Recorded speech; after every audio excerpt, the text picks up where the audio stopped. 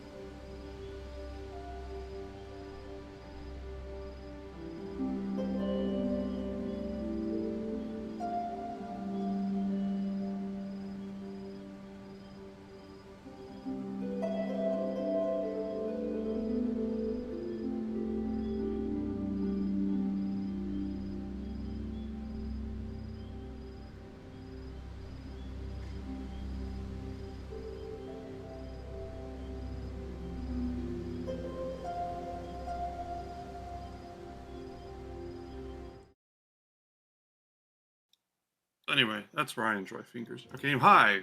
Welcome to Roll for Bull. So they can hear us. We're live and everything. Okay, this is weird because what can they hear us? Yes, they should be able to hear Wonderful. us. They can absolutely hear us. I was completely keyed up for the most graceful opening and just botched it. I am your floundering dungeon master, Ben Competence. We are running Odyssey of the Dragon Lords, epic Greek mythology inspired D&D campaign. We're on session, I think, 27, 28, I believe. 28.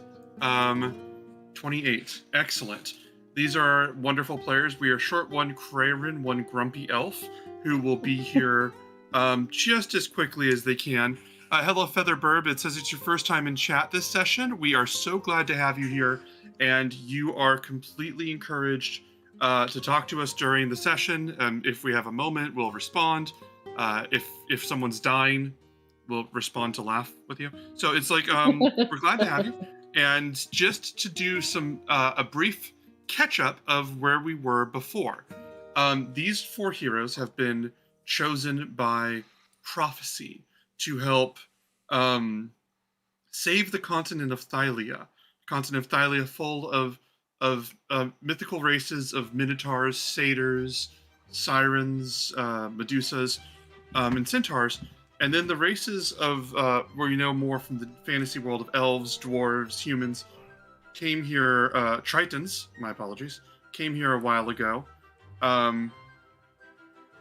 Tensions have been rising even though there's a truce, and the truce may be ending soon. There are plans to prevent war and save the continent being enacted by these four. That is not what this session is about. This session is about the great Olympic Games that are happening after the heroes have saved the biggest city on the continent, the city of Mitros. Ali, your camera's flashing a lot. I don't know if you know. Well, okay, you're aware. Okay, so we'll move past that. The city of Mitros, and they are moving. They are participating in these. The opening ceremony did not go as expected, mostly because they were put in a situation where they would have to kill an innocent minotaur. That was prevented by Callista. The games are now underway properly. We have finished the first day of events. We are on to the second day. We are on to the second day of the challenges. This brings us to introductions while I pull up the last of my notes that I totally just remembered. I'm going to ask each of you to introduce yourselves. We're going to start with Reed, just as a curveball. That is a curveball. I never go first. Well, I'm Reed. I play the wizard Euphemion. He's a human wizard, and I believe we ended last session with him getting busy. You were invited to. There is a bar that is for hiring clientele, and there are all methods of relaxation are available there. Euphemion found a lovely couple who would like to assist him in unwinding after the games. Tammy, would you like to introduce yourself and your character? I am Tammy. I play Kiki, Kiana, the Triton Barbarian, demigoddess, daughter of Pythor, finding out that a lot of my relatives are gods and they're a little all goofy. That's fair. That is a fair description. Yeah, and she's starting to realize that there may be more to life than just, being in the military, being a soldier, following orders. There's a lot more to enjoy out there. Yeah, that is wonderful, and you've been exploring a lot of that pretty wonderfully.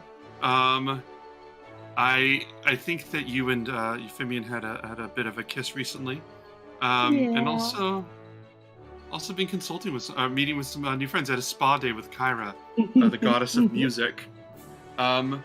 Speaking of music, that brings us to Callista.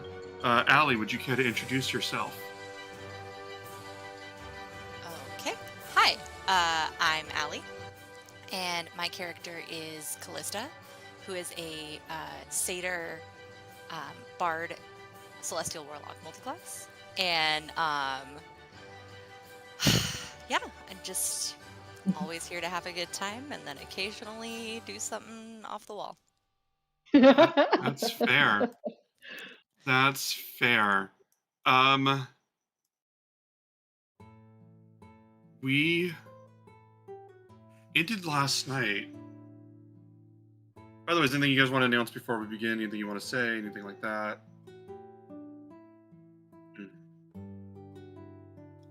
No, I don't think there's anything Mhm. too fancy, unless we're like starting the day. Oh, Triplodonis is there. That is, they play Krarin, and they are in the chat. Hello. Oh, Featherburb, I don't know if you're still here. This is important. My cup is a little bird with a cowboy hat, and that's important. We are starting the next day. Euphemian, did you go home after your events, or did you spend the night at the Siren's Roost? Hello, Tammy's mom. I think it would have been probably not gone home. I think I would have gone to the academy and found one of my old haunts. You know, the place where the students crash in between classes. Perfect, and just stay there. Yeah. Wonderful. Okay, well then we'll go through Kiki. Where would you have stayed last night? I would assume that, I would have gone back to the palace and kind of slept back in the room, found whatever was available. If there was room in the bed, I might have I'll take one of the sides of the bed. Be nice and comfy, because, I mean, I slept okay last night. It was comfortable, but I'd want to be on something a little bit softer. If you're new to this stream, you're going to realize how much sleeping arrangements are a thing. And we are going to also check in with Callista. Where were you? Because I think that you had the spa day as well, so I'm kind of curious as to where you ended up. I assume I would have just gone back with Kiki and probably also Kyra, depending on what she did. But yeah, I wouldn't have had any like hesitations about also being in the bed. So probably just woke up in whatever room we've been assigned. You still have the royal guest room. I don't think that King Acostus ever gave you like the oath of hospitality, but I think that that's pretty much how we're operating. King Acostus is a beloved ruler that everybody gets along with. Yeah, I love that guy. I think that the day would begin. You know what? I think the day is gonna just begin with each person. We're gonna start with Callista and Kiki. Waking up in this room and just Kyra. I think that when you wake up, each of you, pretty rapidly, you're gonna see Kyra got like these there's like 3 mannequins in the room, and she's got like a number of attendants like standing in the room, and on each of the mannequins you see these really gorgeous dresses, like this one that's like this sort of deep blue, like royal blues, and like gold lines across it, like gold edges across it. And you see this one that's like kind of this more revealing glittering red outfit, and then another one that's just sort of this very modest covered, like dignified green dress. And she's looking at them, and she's talking to the rest of them like very discreetly, and she's just looking at each of them going, so you don't have purple? And just like, she goes, oh, good morning. Hi, you're awake? Hi. Hi, I just thought that since Kiki, hi, since you Hi. had, hi, since you were going to be had your you had your big event today and it was your first game, I wanted to make sure that you were completely ready to go. So I made sure they're all completely. We let you rest. We've been very quiet for the last 2 hours. Oh, you've been at it for 2 hours already. Well, I mean, Oh. these parts are important, but usually they shouldn't keep you too busy. But it's going to be a big day for both of you now. Now, Callie, and she looks at them. She looks at the blue and the green and the red, and she goes, "Callie, which one do you think?" For you, for Kiki. For the games today. Yeah, who's gonna wear it?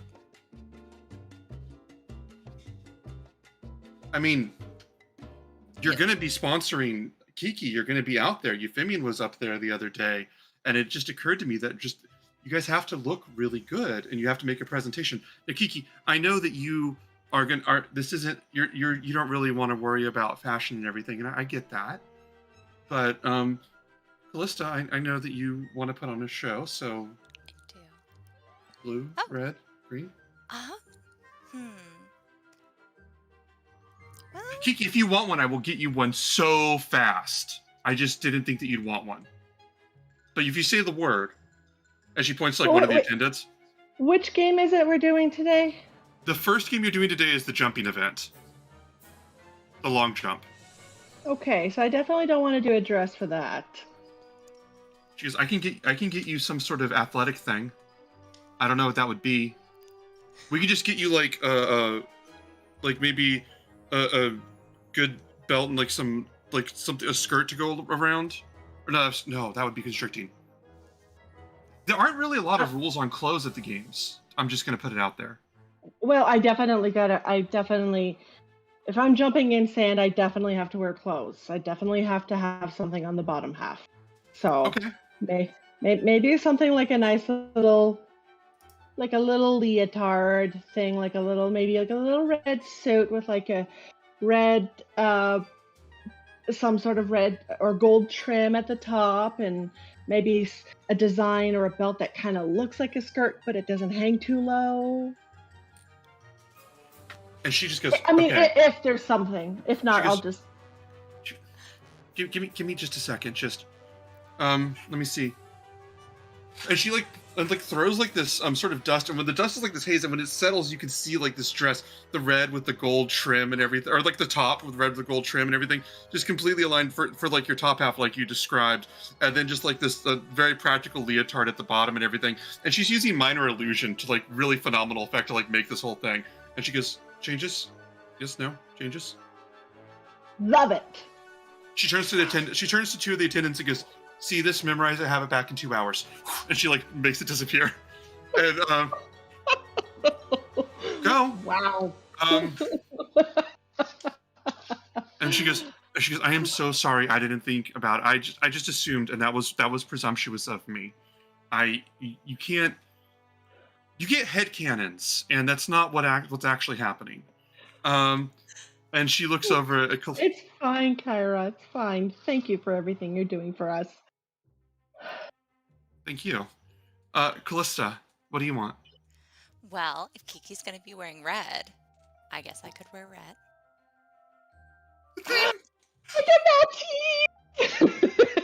You have team colors. You have team colors. Oh my god.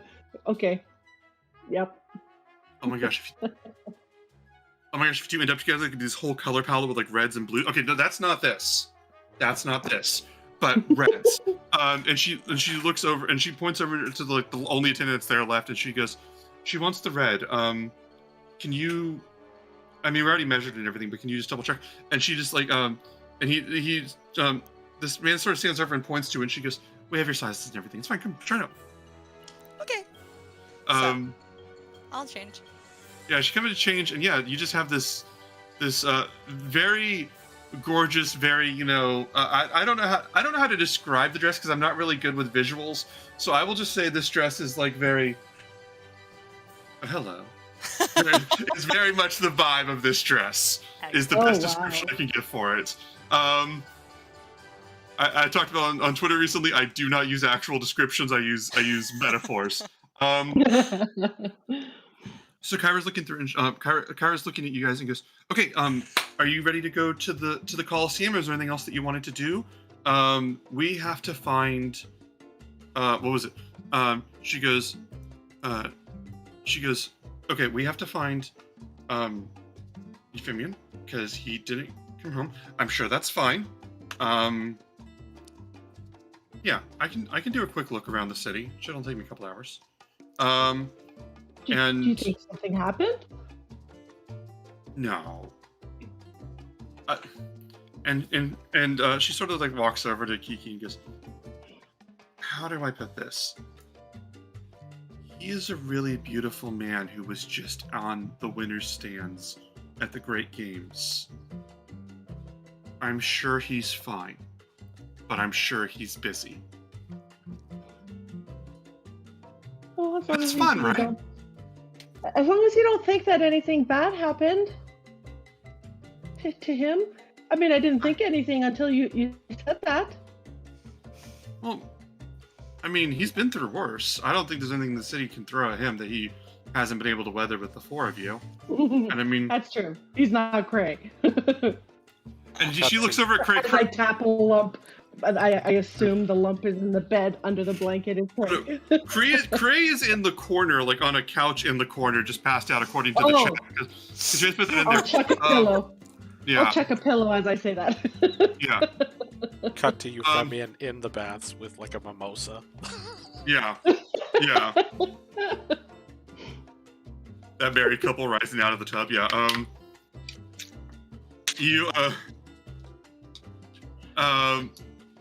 Cray. Oh, Craig touches the pillow. I'm a fan of Cray's performer catching the chat. Yeah, just catches the pillow, and Kyra's just like, "Oh, good, you're up." So I think that yeah, she goes, "I can go look for Euphemion. I know a few places he could be, and I will go just check them all really fast." And are you did you need anything else from me? Did you want me to go get you breakfast, or did you need to talk to my sister or anything like that? Not me. I'll get up and I'll wander around and look for some food. So no need to worry about us, I guess. Okay. Unless you guys have breakfast in here. No, I think we can find breakfast on our own. Yeah, we can find some bacon and bring it back for you, Cray. You can Okay, sleep another well- 2 minutes. Well, I'm gonna go find Euphemion, and I will see you all later. I'll be back soon. Bye. And she's just with full Kyra goddess speed, just a blur of like golden blue hues as she is just. But before I finish this sentence, off of the palace grounds. You guys are by yourself. It is your action what you'd like to do.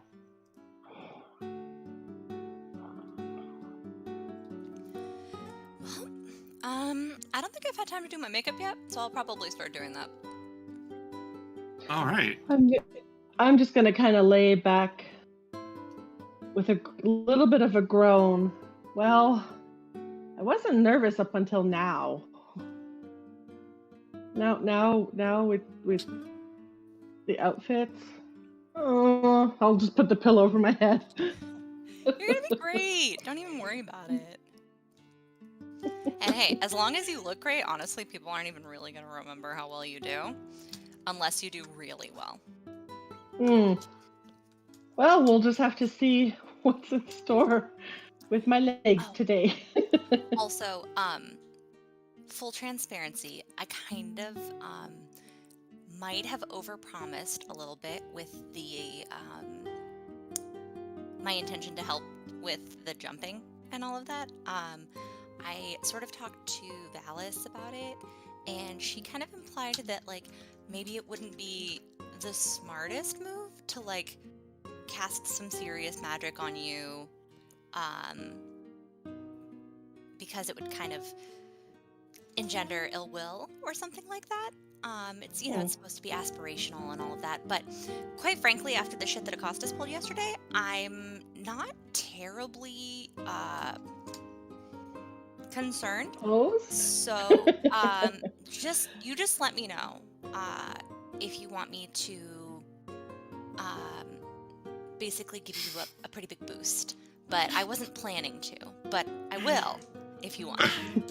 I love this whole thing of like, I was asked not to cheat by the queen who's a goddess, but also fuck her a little bit, so just say the word. And we're good. Well, we started in one place and then slowly I made it somewhere else. So This is wonderful. So I'm just looking and okay. So yeah, you guys just call. I'm sorry I interrupted. Please continue your conversation. I mean, it's not like it's that fancy magic. Like, it's pretty easy to do. So, like, I don't know if I'd be shocked if other sponsors couldn't do it. It's just that I can't do it without the harp. So, you know, it would be kind of No. a production, I guess is what I'm saying. Yeah. No, I think let's keep it not au natural. That's not my word. But on oh my god, steroids, not steroids, not enhanced. Oh, Thank oh, you. yes, yeah. On it, I'll yeah, just- I love it. Is the word I was wanting. I'll just stick to, yeah, I totally couldn't have helped you with that. You can It's just totally cheer not right, it's and- fine. Show off that beautiful dress that you will be wearing, because girl, you're gonna rock it. Thanks. And I will still inspire you and all of that. Like, I'm still going to be there. Okay. I just, it's not exactly the same. No worries.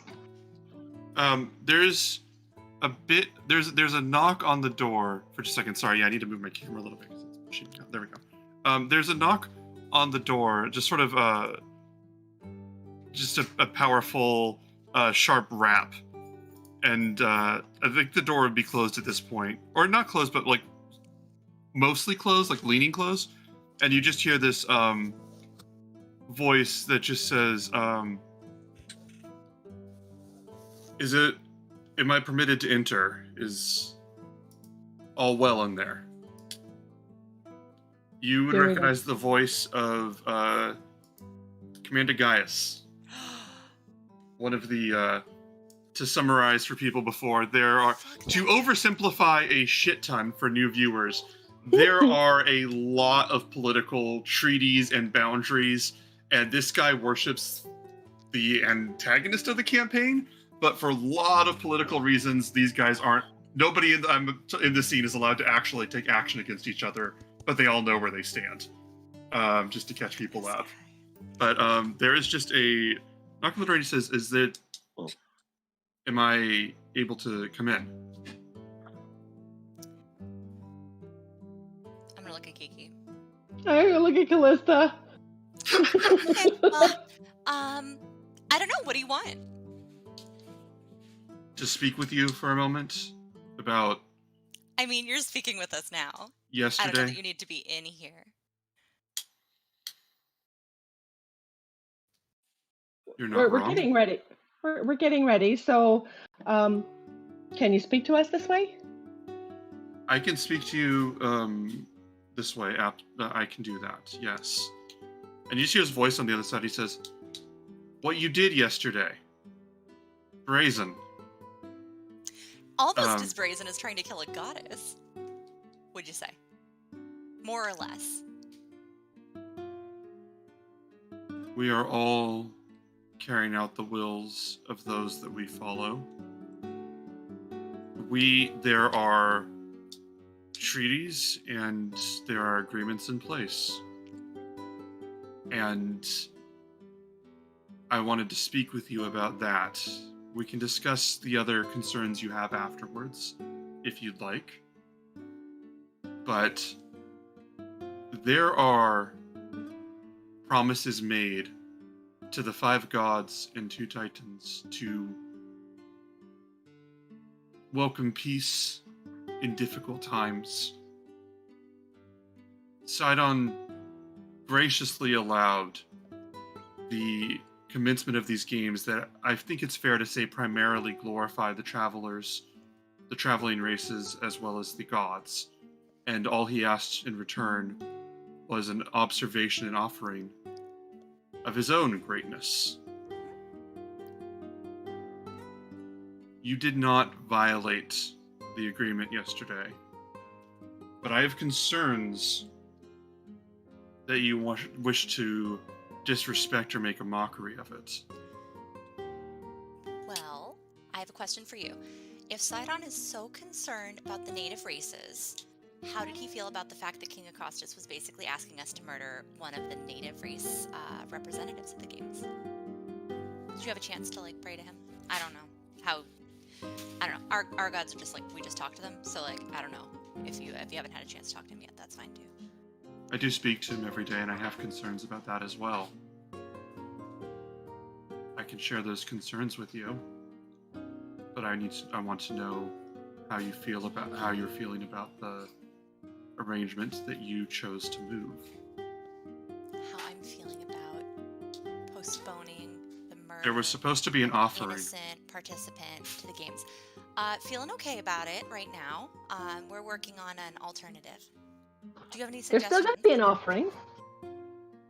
What was that, Tammy? There will still be an offering. There will We're still not be. going to renege on that. There will It's still be just- a death. Oh, yes. Did you want to volunteer?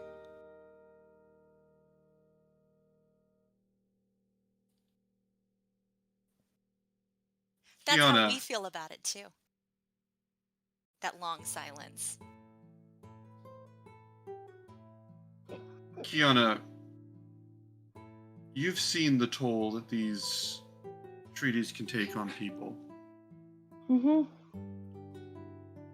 I just want to make sure that what is agreed upon is followed through. Your partner seems to have a disrespect for these promises. I'm concerned. How do you figure she saved the life of the Minotaur that King Acostus was ready to just throw away? Or one of us? She has agreed. She has made an oath. Do you not have faith in her that she's making an oath? We're going to follow through. You are. We're the fucking heroes, damn it. To whom? To everybody that matters. For those that can't fight for themselves. So anyway, I'm gonna. is there You know what? anything else we...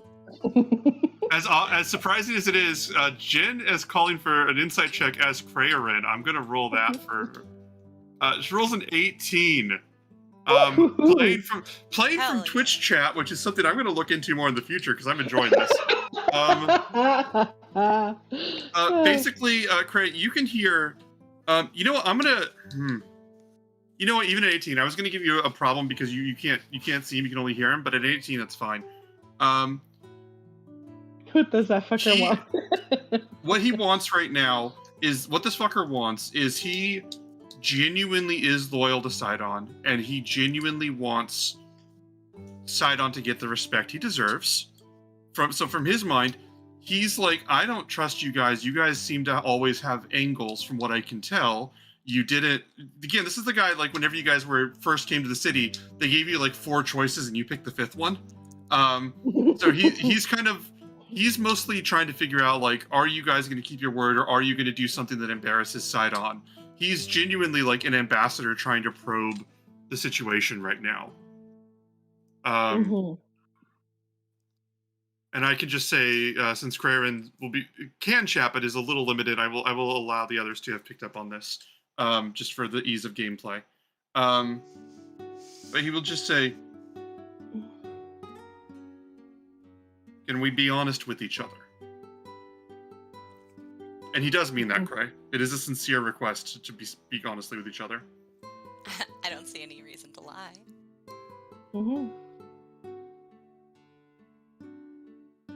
What Acostus did. What King Acostus did. Hang on a minute. Can I ask you a quick question? I thought you had a question. Or I thought you already asked me a question. I was I answering did, but I have another question. What's your it. favorite color?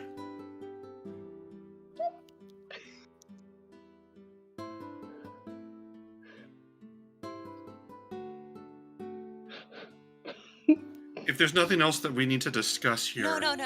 This is just a quick formality. Just humor me. No. Why do you ask? Fine. And I will like open the door to let him in. And I'll be like, I was gonna just do something fun for you to let you in because I know that you're having kind of an uncomfortable conversation in the middle of the hallway, and I didn't want to have to make you scream about how you feel about King Acostus. So I was gonna let you in, and I was gonna make it fun. But what are you wearing right now, by the way? Oh, I'm wearing the red dress. Okay, go on. Sorry. But you're gonna make fun. Sorry. I was gonna let you in, and I was gonna make it fun. But fine, just come in, and I'll just like walk away. He looks at you. I want you to roll an insight check. Which one? Pretty sparkly. All right, we got dice I can't read. Insight. Okay, so that's an 18. Okay. Yeah, he looks at you and he stares you dead in the eyes, but just like for a moment, his eyes just sort of flick down and up and like sort of like looks at all of you for just a second before he steps in. With how like stoic he is, you need like a 15 to catch that even. But, he steps in and you see him. He is just completely in his full commander regalia. You've never seen this guy not in full military garb. He steps in and he closes the door behind him. He says, "I assume that's okay." Yeah. Fine by me. Blue. Excellent. Keep going. What King Acostus did yesterday was Unexpected, but technically not outside the bounds of what's allowed. We have to learn to cooperate in instances where it is necessary. And so, if he is going to continue to do these unexpected things, I will have to understand that better. But I wanted to understand you better as well. So while he's talking, I'm going to be like fiddling with a tiny bit of fleece, and I'm just going to be kind of repeatedly like almost fidgeting by casting minor illusion again and again, so that as he's talking, like just like small like wisps of like blue sparkles kind of like manifest in the air around us in just different places as I cast. Okay. Just for levity.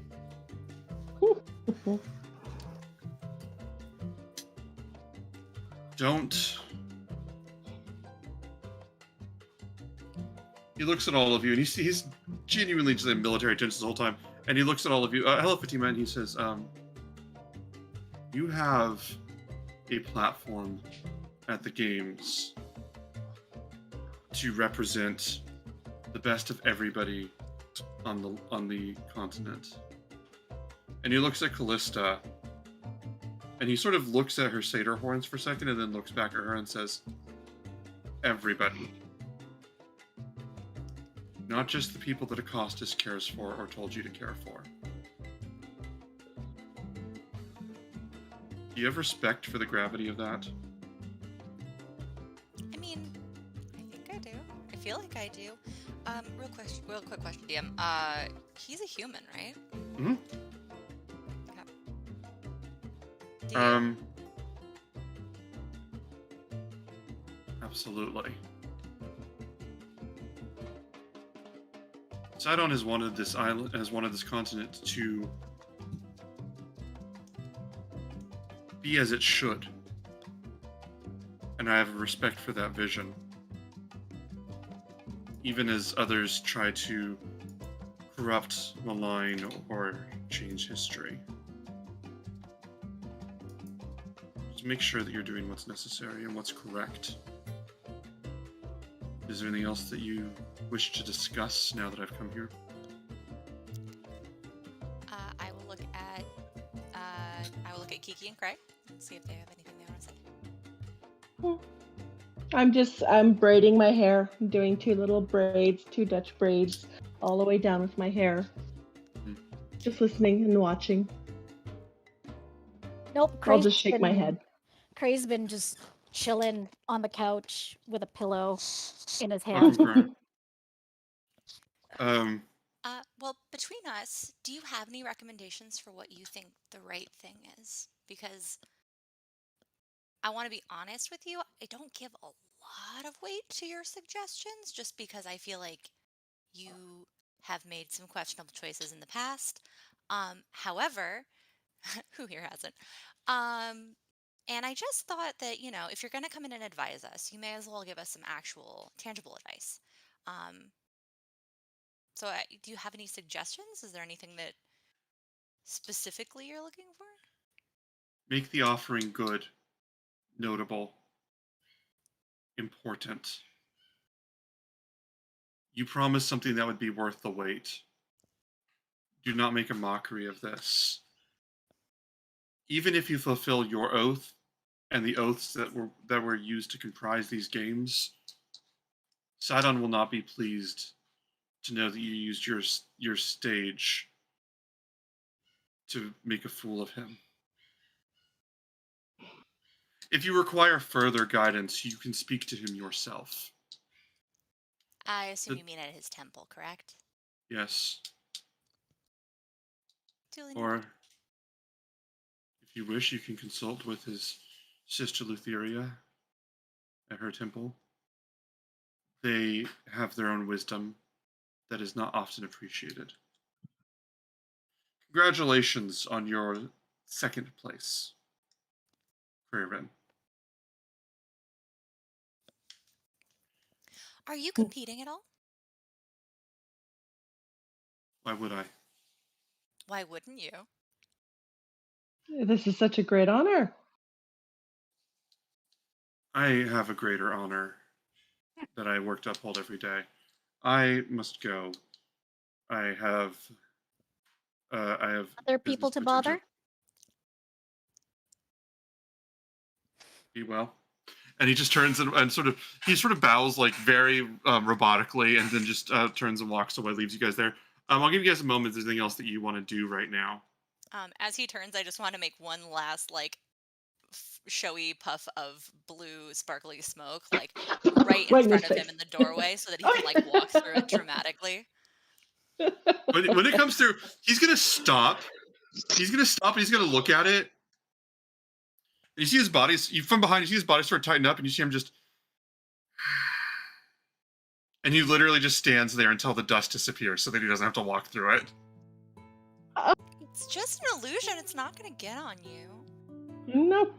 We're Fun, just party trying to have pooper. some fun. Exactly. I just thought you'd Physic- appreciate a dramatic exit. I know I do. Bye, Kiki will guys. kind of snicker. And he just leaves. Just doesn't even know how to respond to that. Is there anything else you guys want to do at this moment? What the heck? Why? Why did he even bother doing this? And as an aside, everybody, I was driving while all this was going on. The moment I heard Gaius's name, I gripped that steering wheel like that. But I'm driving, so I can't do anything. But I was like, "Oh, you little shit!" But I just wanted to let you guys know that. But yeah, anyway. I love that. Yeah. I I think I drove faster too because of his name. I don't want to spend too much time recapping, but I know there's a lot of new people in chat. Commander Gaius basically tried to kill the goddess Kyra and did so with enough plausible deniability that it's just completely, at this point, seems impossible to hold him accountable. So they don't like him. Please continue. No, at all. So anyways, I go turn to the ladies and I say, you know what? You guys look absolutely stunning. You guys will do so well today. But what is it with that dude? Why? I don't. Okay, can I just interject here, Cray? That was an amazing compliment for a woman. Oh. Thank you. No, that was No, you're absolutely doing perfect. great. It didn't even Oh. occur to me. That Wait, what was did he say? No. amazing. But I mean, you guys are pretty and gorgeous. See? If you Look at think that. that, you say it. People will love that. Yeah, I don't want to say that to Gaius. He's not pretty or No, gorgeous. no. But Right. let's say your girlfriend's name, Esme, Smee. I don't have a friend who's a Sushi? girl, kind of. What was her name? Oh, by the way, you know Oh, what? I I wrote was it with down. Euphemian yesterday. He was trying to teach me about women, and he basically just showed up and was like gone. So I don't know how that works. Well, he's clearly got something that works. So maybe you should just study what he does. See how Study tall how he that man? behaves. You see how tall that man is? Well, I will say Euphemian does have a very approachable demeanor. Yeah, Um, no. Like you have this kind of perpetual scowl thing happening. So like if you just maybe relaxed your face just a little bit, just to Okay. make you a little more approachable, and then you Alright. wouldn't have to do as much work. Okay, scowl, not scowl. Yeah. You don't always have to do I that face. That love can be this. scary. You don't always have to do that face. But if there is something that you How about- see that you like, it is not wrong for you to put a little bit of a smile on your face. Not like you were doing. You don't have to show the teeth all the time, but just bring the corners of your lips up a bit. It This makes is such wonderful. a difference to people. Okay, so like, And put your words together a little bit faster than that. Like right when you said that we looked fabulous, that was amazing. That This came is from the a- heart, and you can tell. oh episode. God, this is so hard. I just take the pillow and I just put it over my face and lay down. You guys, I'll just catch up with you guys later. Have a Are you good guys time hungry? and good luck. Oh man. Are you Right, hungry? we're supposed to go out and grab some food. Oh Yeah. wait, the pillow. Excellent. This Yeah. is Well, I'm gonna go That's- get food. You're welcome to come with, and I'm gonna Okay. one more minor illusion. Gold sparkles in the door, and I'm just gonna blow through it. that's how you do an exit. Yes, That's how you do an exit. I love it. Yes, totally. Ah, Come on, Uh, Cray.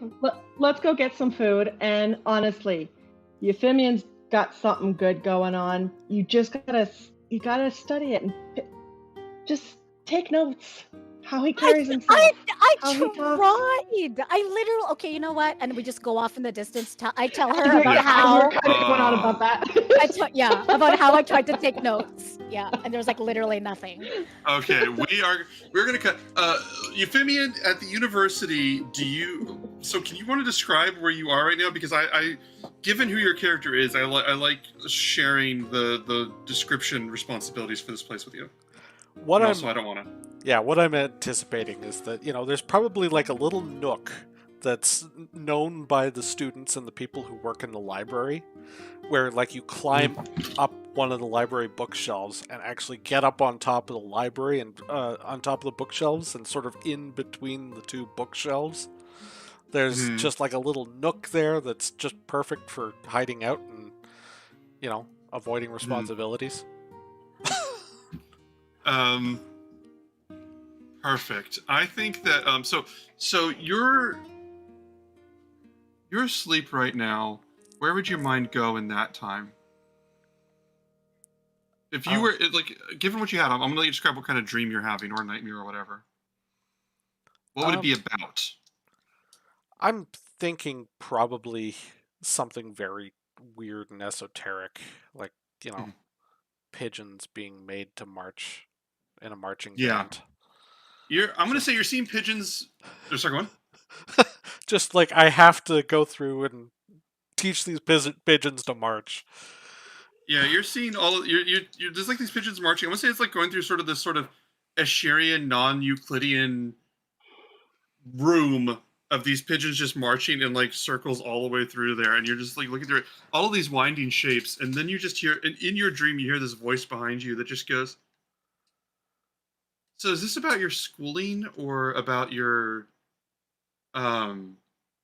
responsibilities? I don't know this one as well. I'm not really keen on dream symbolism." that much.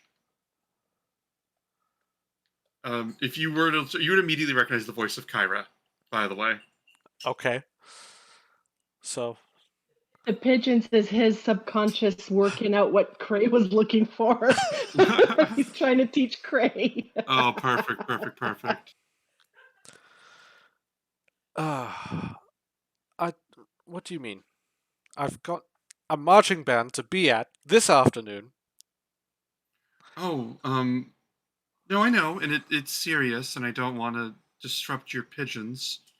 It's just that, well, it took me forever to find you, and um, everybody else is getting ready and everything, but I thought you might need a few more minutes of sleep. You look tired, so I thought we could just talk here. I'm asleep. Yes, you're asleep. This is a dream. It's an abstract one. Honestly, I don't do this a lot. I was hoping that maybe I could learn something about your backstory, or maybe there could be something foreshadowing. I mean, there's a lot of prophecy happening, so. But honestly, I'm at a loss unless pigeons turn out to be something. So, um, but hi, how was last night? Enjoyable. Most enjoyable. Oh, okay, good. You came back to the university. I don't know if you know, you're at the university right now, the academy. I In just in waking life, this I don't know what this is. it was rather late. I didn't want to disturb anybody. I figured this was easiest place to find somewhere to rest. What's it like being back at the academy? Well, a little bizarre. I say you can't go home again, but certainly it's only been a few months. So the academy's your home. More than anywhere else, as far as I can think of. I like that. Um, I don't want to be rude, but I think it is time to wake up. Is it okay if I wake you up? I suppose we might as well. Hey. Hey, it's okay. Good morning. Morning. And you, as you said, you realize that you're hearing the real Kyra say that as she's like sort of gently jostling you awake in the nook of the library. And she looks at you. She goes, and she sort of smiles and goes, "I don't get to do that a lot, but I just figured you might. Hey, did you want to come join the others? They're getting ready soon, and if you wanted to, I can get you a cool outfit." I suppose I've worn this for a couple of days now. It probably would not be a bad idea to change, or at least get this washed. What's your favorite color? Oh, difficult choice. Purple? We're gonna get you something purple. Um, I do have one quick stop on the way back, if you don't mind. Oh, yes, of course. Is it private? Is it? No, Or- simple enough. All right, let's go.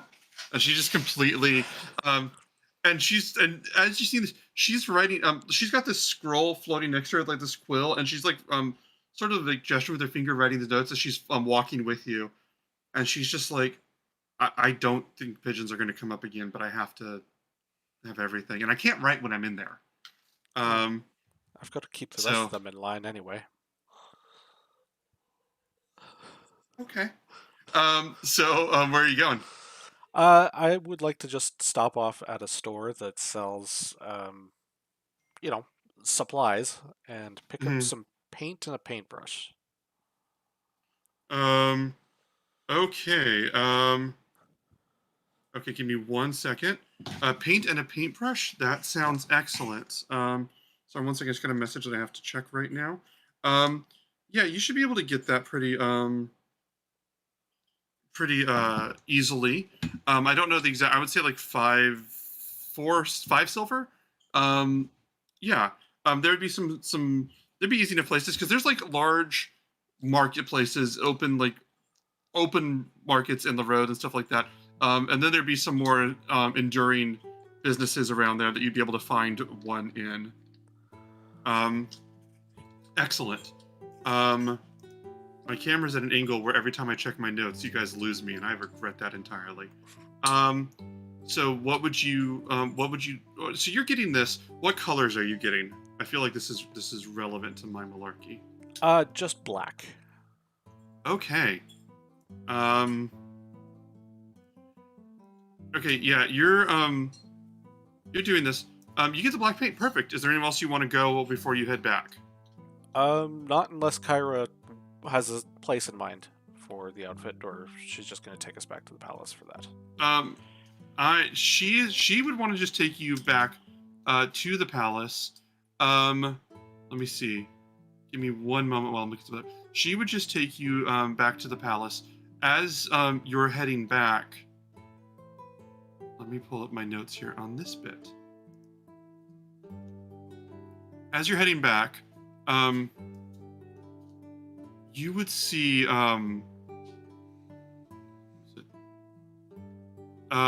you see there's these two people call out to you. You hear this man's voice who just says, Euphemian, is it? And you hear this woman's voice go, yes, I believe it is Euphemian. Can we have a moment of your time?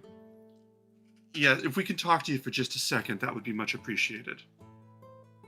And you would you stop and for this, or would you just keep going? I would invite them to walk and talk.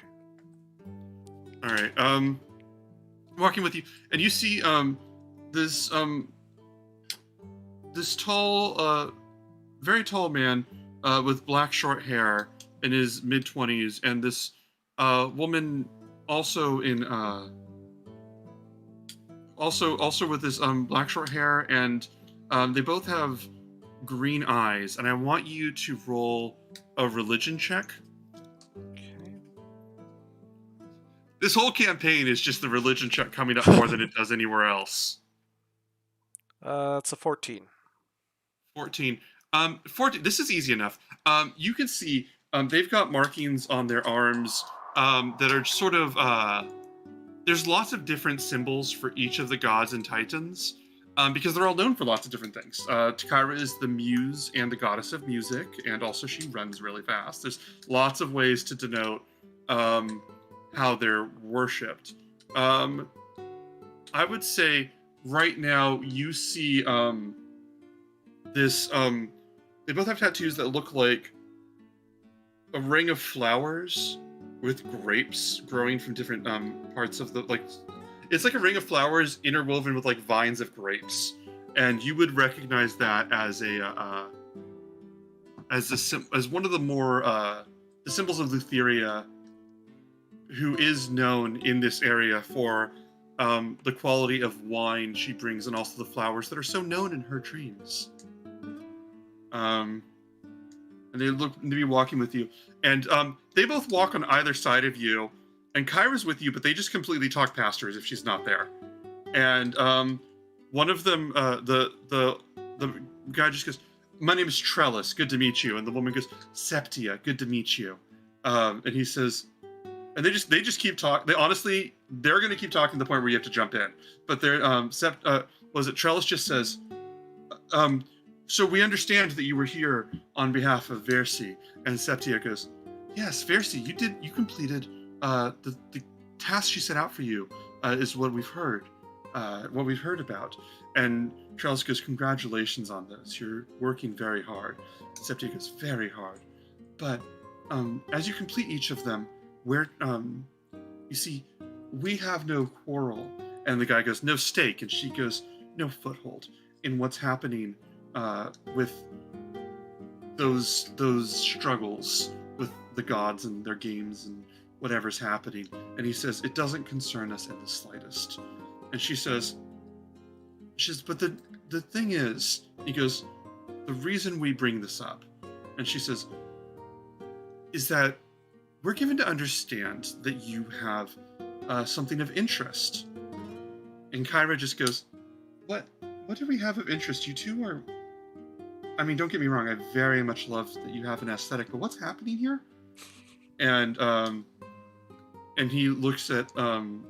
Trellis just looks at Euphemia and goes, so we would like to discuss an arrangement. And Septia goes, a proposal. Trellis goes, an offer. I will just step in here and just say, I would prefer a point. And they sort of smile at each other, and they smile at you, and Septia goes, very good. And Trellis says, we will get to the point. You have the Horn of Balametria. And Septia says, it's valuable and a wonder to behold. We don't know. And Trellis goes, haven't been able to understand. And she says, why you would need such a thing. But given the limited range of what miraculous items like that could do, and Trellis says, I'm guessing you don't need it anymore. And so they both say, we would like to buy it, in perfect unison. I'm afraid the horn is not up for sale at the moment. In fact, it's not even something that I keep on my person, understandably. And Kyra goes, we have somewhere to be right now, if we can just talk about this. And Septia goes, we understand that the horn isn't for sale right now. But perhaps later when you're done with whatever thing, and Trellis goes, frivolity, and Septia goes, task that Fiercy wanted with it, we'll pay you 5, and he goes 1,000, and she goes gold.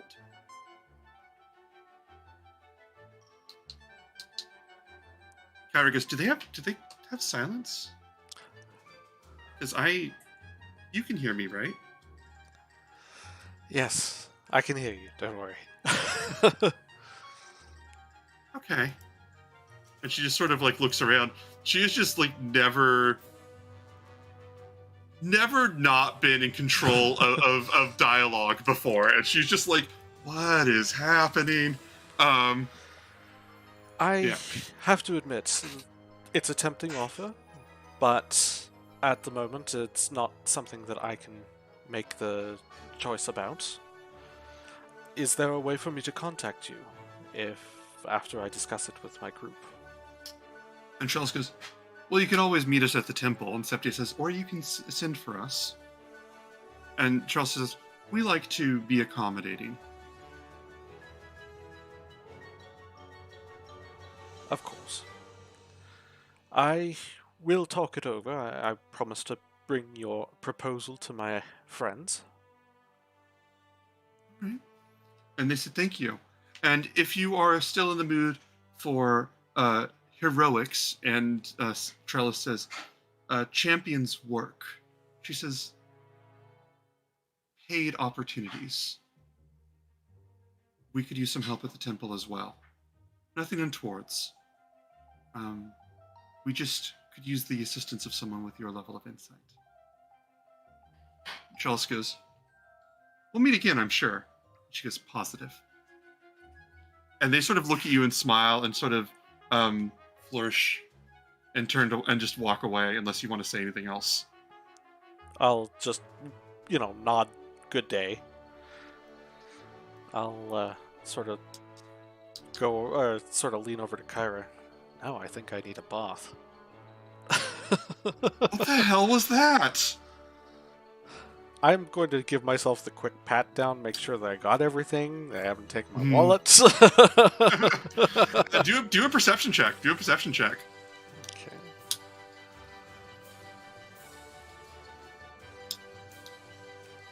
It's a 20. 20. They left you a very small parchment in your pocket, like a little small scroll like this big, that if you unravel it, genuinely is just the symbol that they have tattooed on their arms. You can quickly tell there's nothing magical about it. It is just their version of a calling card. Just a reminder that they're here to talk if you'd like to. Okay. Who has You- the horn at the moment, by the way? I think that's really up to you guys, but I think that you had everything in the guest room. I think Yeah. it was kind of, I think like in video games, whenever something can be reasonably transported, people just reach behind their back and pull it out, and I think that's like kind of where we've been storing a lot of the items. Ooh, hammer But space. yeah, but I think we're gonna I think we're just gonna say that it's I thought that Karen had it. Farron, do you have the horn? For now, I'm gonna say that it's in the room with you guys. I know that It's I in our had it safe. up until we took the drink, and I think it ended up with Kiki at the end of that. But Okay. Oh, that was that night. Those weird dreams, those weird visions. Mm-hmm. That's true. Let me catch you guys up if you don't know about the horn. They have a horn. Okay, you're caught up. So I don't have a lot to bring on that one. It's a MacGuffin in this session.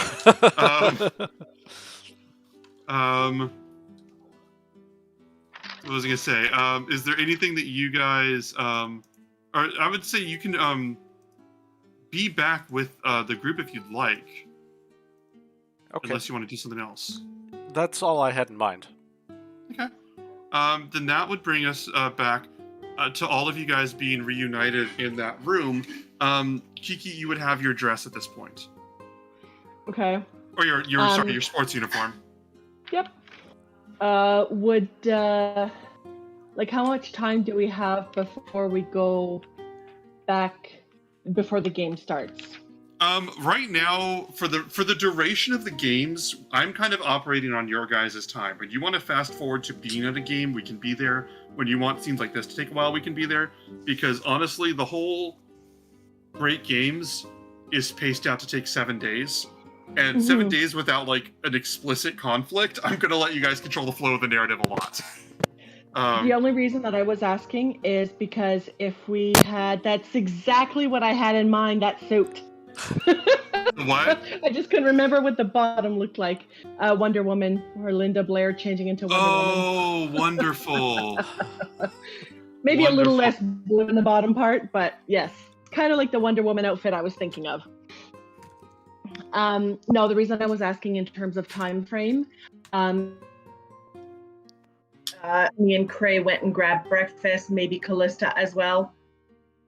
Hang on. Okay, you got the Wonder Woman outfit is what you're going for? I'm sorry. No, that's okay. I know there's red. I know there's some gold here. I was trying to make double U's with my hands. This is wonderful. Okay. Okay, this is great. That's sort of what I was going for. Yes. So that's perfect. Okay. But in terms of time frame, I'm just assuming that Crayon and I probably would have grabbed some food and bring some back to the bedroom and eat it and finish getting ready and all that because I was waiting for my outfit. And I would have just basically grabbed a bunch of everything else just to have for Euphemian in case he does come back to the room or anything before the games because I don't know, maybe he had time to grab some food, maybe not. I figured let's just have it there in case. If not, I'll munch on it later. Okay, so you guys can just meet up. You can, Euphemian, you can meet with them, and we can make that happen. Yeah, I think we could do that if you wanted to. I'm sorry, I lost my train of thought for a moment. But you're meeting with them to have the Wonder Woman thing. Tammy's mom says no Sailor Moon outfit. See, this is great. She knows me. I adore Sailor Moon, but no, in this case here, it would be more Wonder Woman that I'd have to go with. All right. So you're meeting with them, having breakfast, and I'm sorry, I missed the one other thing. Sorry, I got distracted by chicanery. Is there anything that I'm missing right here that we need to address? Not that I'm aware Sorry. of.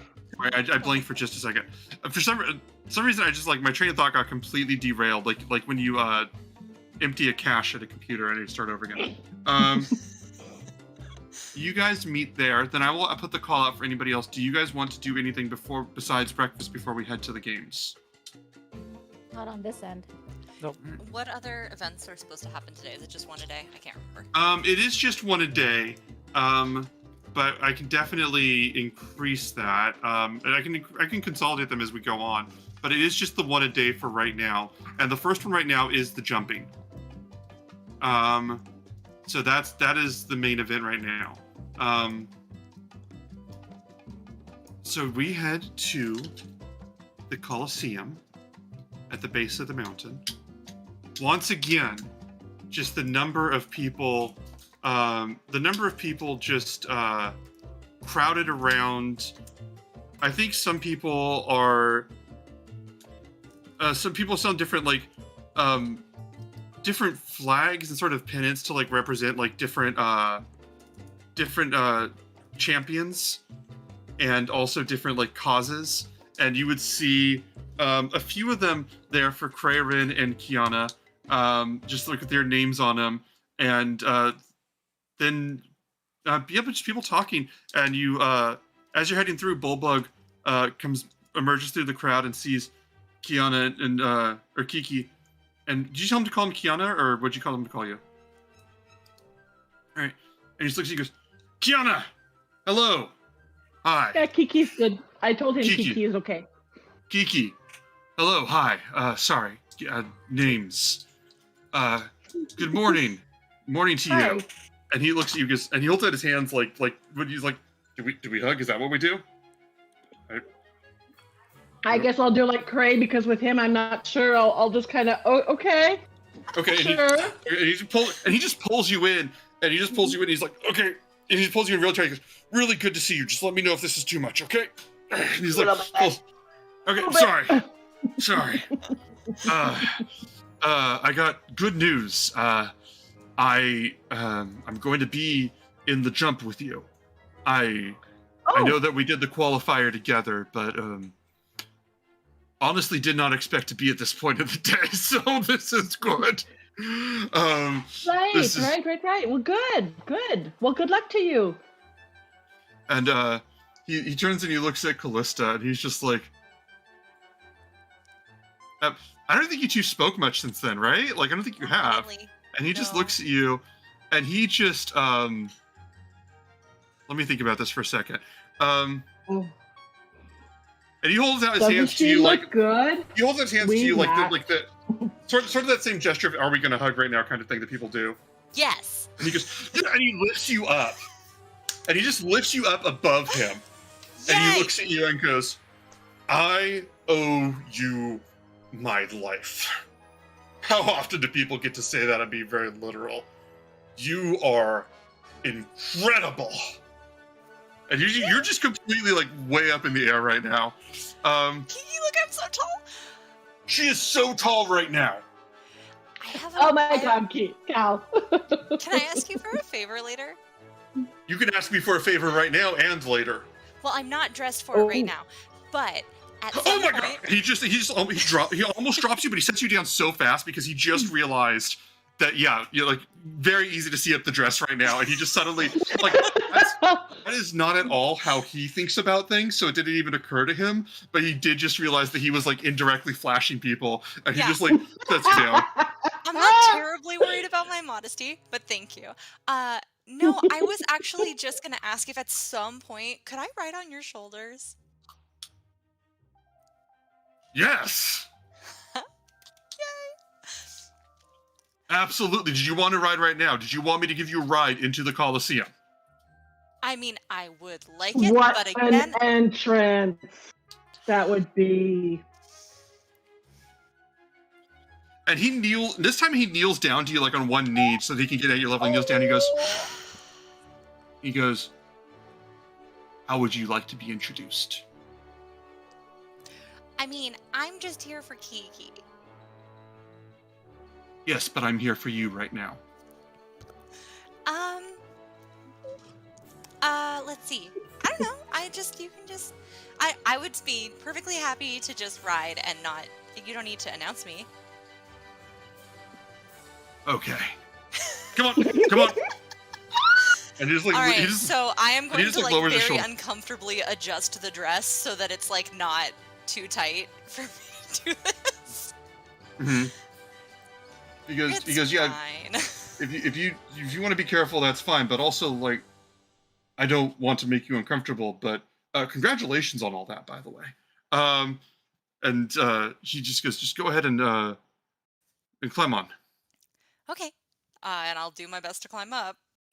And as you hold there, he goes. He puts his arms around your legs to like sort of hold you on, but also to keep your dress pressed to your legs. And he just goes. That's so kind. And he looks up at you for a moment. It says just like kind of quiet voice. He goes, "I told your friend Kraerin that I will always answer your call, and that will be true to you too, Callista. More so than I've ever meant it to anybody. You understand that?" I do, but also I want you to know that you don't need to. You don't owe it to us. I mean, like, I understand where you're coming from, but also I just want you to know that, like, that's not why we did it. If I felt like I owed it to you, I would not give it to you so enthusiastically. Okay. Oh. And I'm You just ready? gonna like pat him on his arm. All right. Ready. And he stands up and he's like on there, and you see him on there, and he goes, okay, now this next part, I'm not really that one much for showmanship, but I mean, given what was supposed to happen here, I learned how to put on a presentation for such a thing. I I like you love more and more every time we talk. Did you know that? Oh, good, because I like you more and more the more you saved my life. Okay, can I say I just love this guy so much. I love him so much. Oh my god. I love this guy. Ballbug. So he turns around and he goes, "Ladies, gentlemen, and the many others of Mitros, may I present to you the champion of champions, Callista." That's me. What are you with Kyra? Lovers, student, teacher, siblings? I don't know. We haven't really talked about it. You could call Something me to Kyra, unknown, This is true. wise, powerful, and beautiful. Make way! And he just like moves forward, like thunders forward, and like anybody that in the next 5 seconds isn't immediately out of the way, he just shoves to the side as he's just like pushing back and forth. Make way! Callista's coming through. As he just like leaves you guys. I'm following in the trail that he's opening up. I'm not losing this opportunity.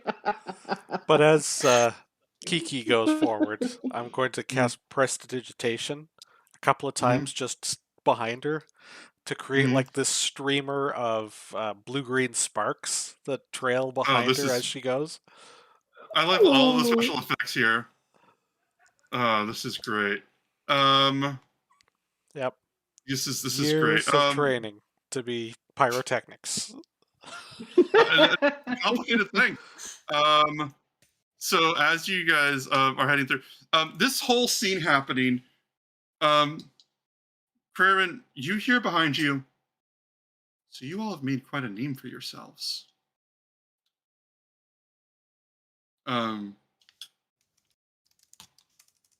Sorry if you. Yes, we have. Are you turning around, or are you going to keep? What would you like to do at the moment? Well, I feel like, do I recognize the voice? Oh, you recognize her voice immediately. Mm-hmm. How are you? She goes, "It's very loud here. I'm used to these kinds of places, but not from this level." Yeah, let's go. Yeah, just out of curiosity, who are you picking as before I say who it is? I think it's my aunt. No, this would be Seema. Oh, get the fuck out. Okay. Sure. Her name. Yeah, okay. Well, she looks at you and okay. And she's like in this like it looks very like almost like, I don't want to say noble because she's not a noble, but it's like as high end as like a sort of a toga and like quality of garment and everything that like a commoner could have. Last time you saw her, like she was in the performance group, and so she was wearing like either performance outfits or like sort of casual outfits with them. But like now you see her like out for herself for the first time in a while, and so she's like dressed really well, has her one hand over the other, like in front of her, And she Oh just wow. Hi, Seema. says, "Hello." Yeah. Um, I mean, I don't think they need me. Do you want to chat for a bit? Are they gone? Like, have they just like? Are they like that's up to the gone? rest of them. They were heading ahead, so you guys can discuss the distance yourself. I'm good with either. They can say that they noticed this, or they can continue moving ahead.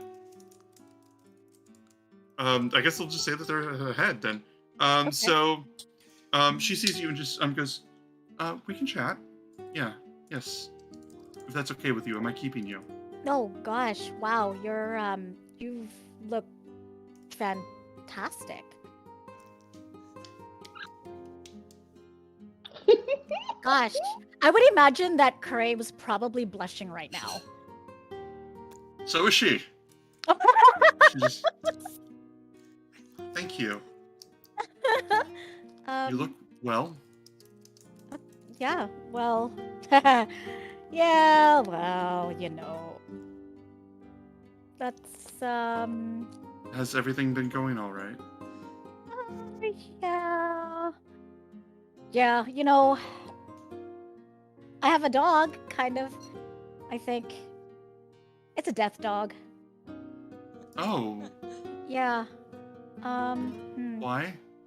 A long story. You want to have a drink? I can kind of go over what's been happening this past little bit. I would like to get caught up, yes, if that's okay with you. Yeah. Yeah. Oh man. Okay. Great. It's- Let's go. I don't normally go to places like this, but I heard there was quite the showing this time. Let's talk. Yeah. Let's go and let's go have a chat. You guys, she sort of walks sort of like gently quite ahead. She doesn't like give you her hand or anything, but she just kind of like walks slightly ahead of you, like she's leading you somewhere. I'd like to like give my arm a little bit, kind of like, because I remember Mhm. seeing Euphemia do that, mhm, like with the two girls, like with Mhm. Cal and Kiki. So I kind of Mhm. want to like put my arm. But wait, no, it's right. We're about kind of the same height. I thought, or was she tall? Anyways, I'll just I be think like, she's tall. hey. Tall, yeah. Okay, She well I'll looks at try to do that. She looks at you and just, oh, hello, Beth. Welcome, welcome. And she looks at you. She looks at your arm and goes, "Oh, yes." And she just takes and puts her arm around yours, even though it's like obviously like the bit of the height difference makes it a little bit awkward. But she's just like, "Yes. Did you want to lead the way, or should I?" Let's just walk and talk. This will be fun. I'd like to imagine that Cray probably, like, not with Seema noticing, but there's like probably like going on with the face because he wants to do that bit, and then he remembers what I said in the morning. Don't just keep it neutral, maybe just a little bit, just like working at his face. It's just like this weird, like. Almost kind of like looking like a twitch after all. So after all of that, you did learn something. Yes. It is working. More So- of like what happened in the morning. See, you just gotta take a compliment. Well, okay. You did you want to talk to her? Did you want to just sort of fade away? Because that's your version. If you wanted that to be your version of fade to black for Craven. Yeah, I think so. We just go like walk and like go, and then we'll go and just have a chat and catch up. I think that's what Mhm. yeah. I think the majority of your conversation, she's just sort of like quietly listening, just a little bit smiling, and then like whenever you like, if you ever get lost for words, she like waits for a really long time before she waits for like a really long time for you to talk before like she'll just move ahead as if like there wasn't any awkwardness, like talk past like sort of what she assumes you were going to say, and doesn't. She Cray's never first acknowledges. date. She never acknowledges whenever you say something awkward. She just is like, okay, that happened. It moves ahead. Oh. Actually, yeah, Um, this would be Cray's first date. Holy shit! Wow. This is great. Holy shit, This guys. is how fanfiction is born. I love this. Thank you. Yeah, Beth, I love the music. It's from it's actually Kevin MacLeod does like a lot of great music that's sort of free use. I'll show you the link later. Yeah, this is Crayren's first date. This is wonderful. You guys are. I want you to roll an insight check, Cray. Oh, okay. Our baby's growing up. Insight check. Okay. I did click it, right? Mhm. Yes. 20. When she said, I don't come to these types of things, but I heard there was quite the showing. You realize why you didn't see her until the day after you did your running events. She came here. She came here when she heard who was competing. Oh. Oh wow. Okay. You guys are at the events. I'm gonna say that at this point, we're gonna fast forward a little bit. King Akos or Valis, Queen Valis, I'll say, is looking out, and there's we're gonna say Callista and Kiki are in the stadium in the main arena. Craven, I believe you're out. Callista, Euphemian, I believe you're out for this part. But you see, you guys and like four other competitors with their assistants. All of the different jumping arena set up, and Valis just says, "Welcome, all of you, to the second day of the Great Games. Once again, we are blessed to have the heroes represented amongst the many other champions that we have, and wonderful people, the best of each of our communities that make up this wonderful continent. And in these events, we do find unity and a reason to celebrate one another." She looks at all of you and says, and then she looks down, and Bulbug is just standing there, like sort of kind of thing. And she looks at everybody and she says,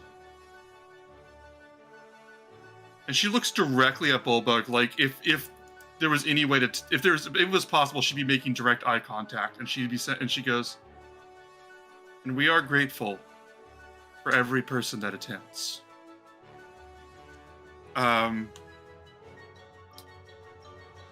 We're gonna start this in a moment. I believe before we do, I'm gonna do one check, and then I'm gonna go on break for like was it 10 minutes or yeah, so. Does anybody have anything they want to do before we jump in after the break or go to break? Because as soon as we come back, we're doing the jumping event. I'm excited for the jump in, Jack. Yep, Let's I think do that's it. Good to All right, go. we'll see you guys in 10 minutes. Just stick with us. We'll be back. We'll do a lot of chicanery. See you guys then. Okay.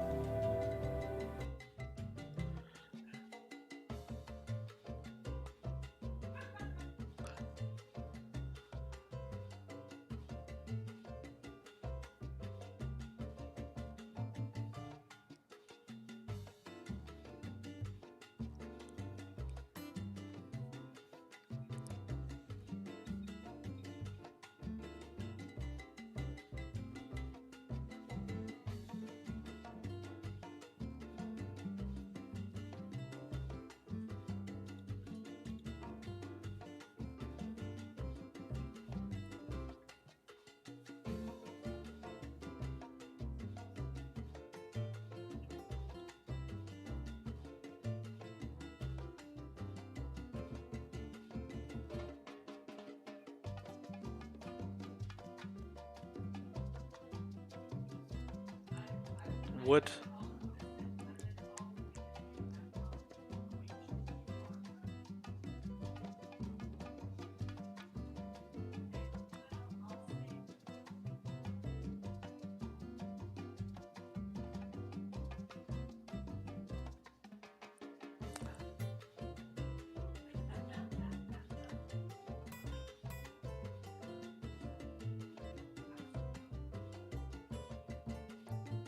I was just wondering, could I swap in at a late moment here?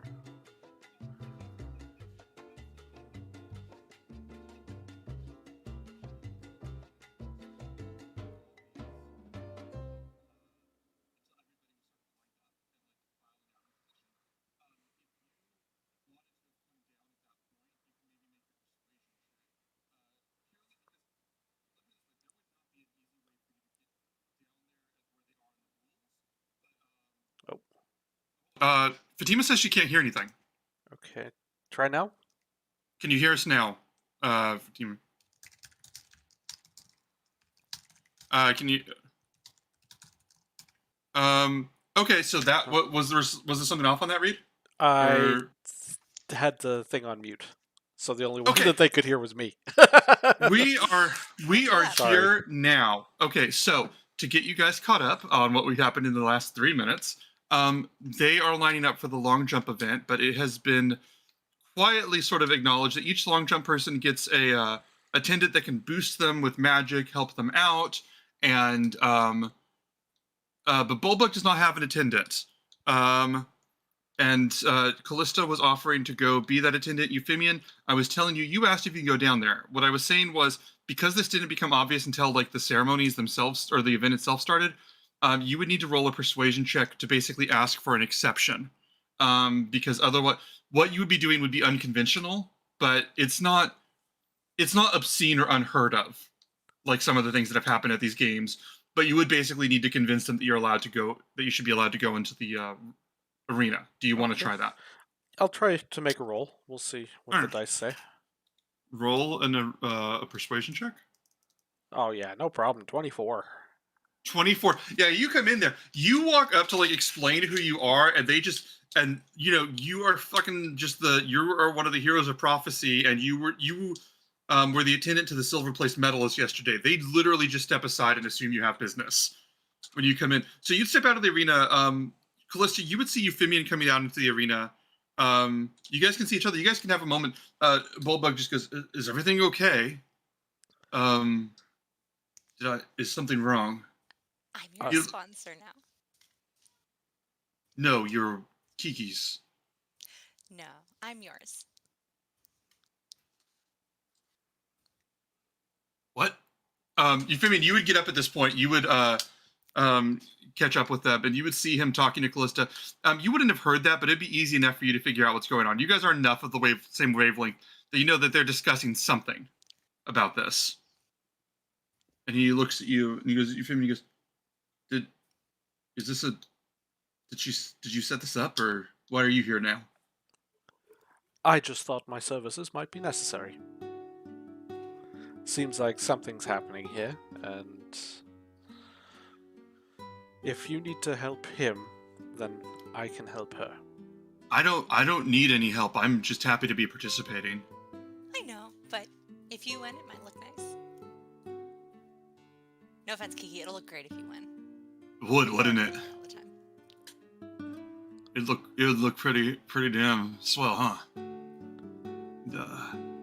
He sort of points at you for a second. He goes, "If I got to stand with a gold medal in front of the king, that'd be pretty great, huh? All right." And he like punches you in the shoulder. He goes, "You're good." Little me. And he's, yeah. Make a strength saving throw. Yep. Oh, just a 10 total. 10 total. Yeah, you don't fall, but you like stumble back like a few feet, and he just doesn't even notice. And he just stands up and just looks at Kiki and goes, the most respectful thing I could do right now is try to kick your ass. You understand that, right? Yeah, you're welcome to try. I'll probably lose, but if I win, I'm never gonna let you forget it.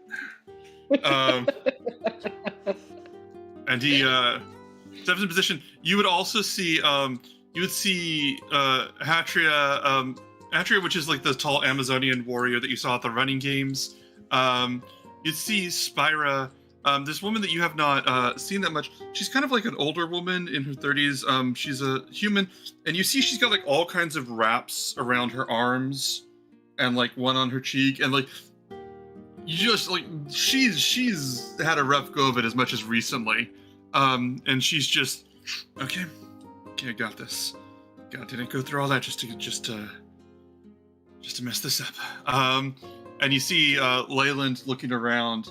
Greetings, everybody. Greetings to you, Kiki. Shall we then? I'm gonna roll. I'm gonna roll to see who goes first of you five. Spyra would go first. She steps up, and you hear everybody you hear like a small amount of people calling her name. People are mostly just really excited that the games are happening, but you notice that there's like not a lot of people calling for her in particular. You hear like one older woman's voice go, "We love you, Spyra," and she just thank you. Runs out. She's gonna look and just, "Hello, Megan. Welcome. We're doing the great game, the Olympic Games." And Spyra just, okay. And she just runs up, and the person salutes, and she gets her bonus to athletics, which I will calculate, but she runs. Let me do this. She runs, jumps, lands, and sort of falls forward into the sand, and face first. And the judge just walks over and looks at her kind of like solemnly, and you hear from everybody else is like sort of cheering and stuff, like cheering, booing. A lot of people are booing right now, and you just hear those of you that are nearby just hear her by, "Yeah, no," as she like gets up.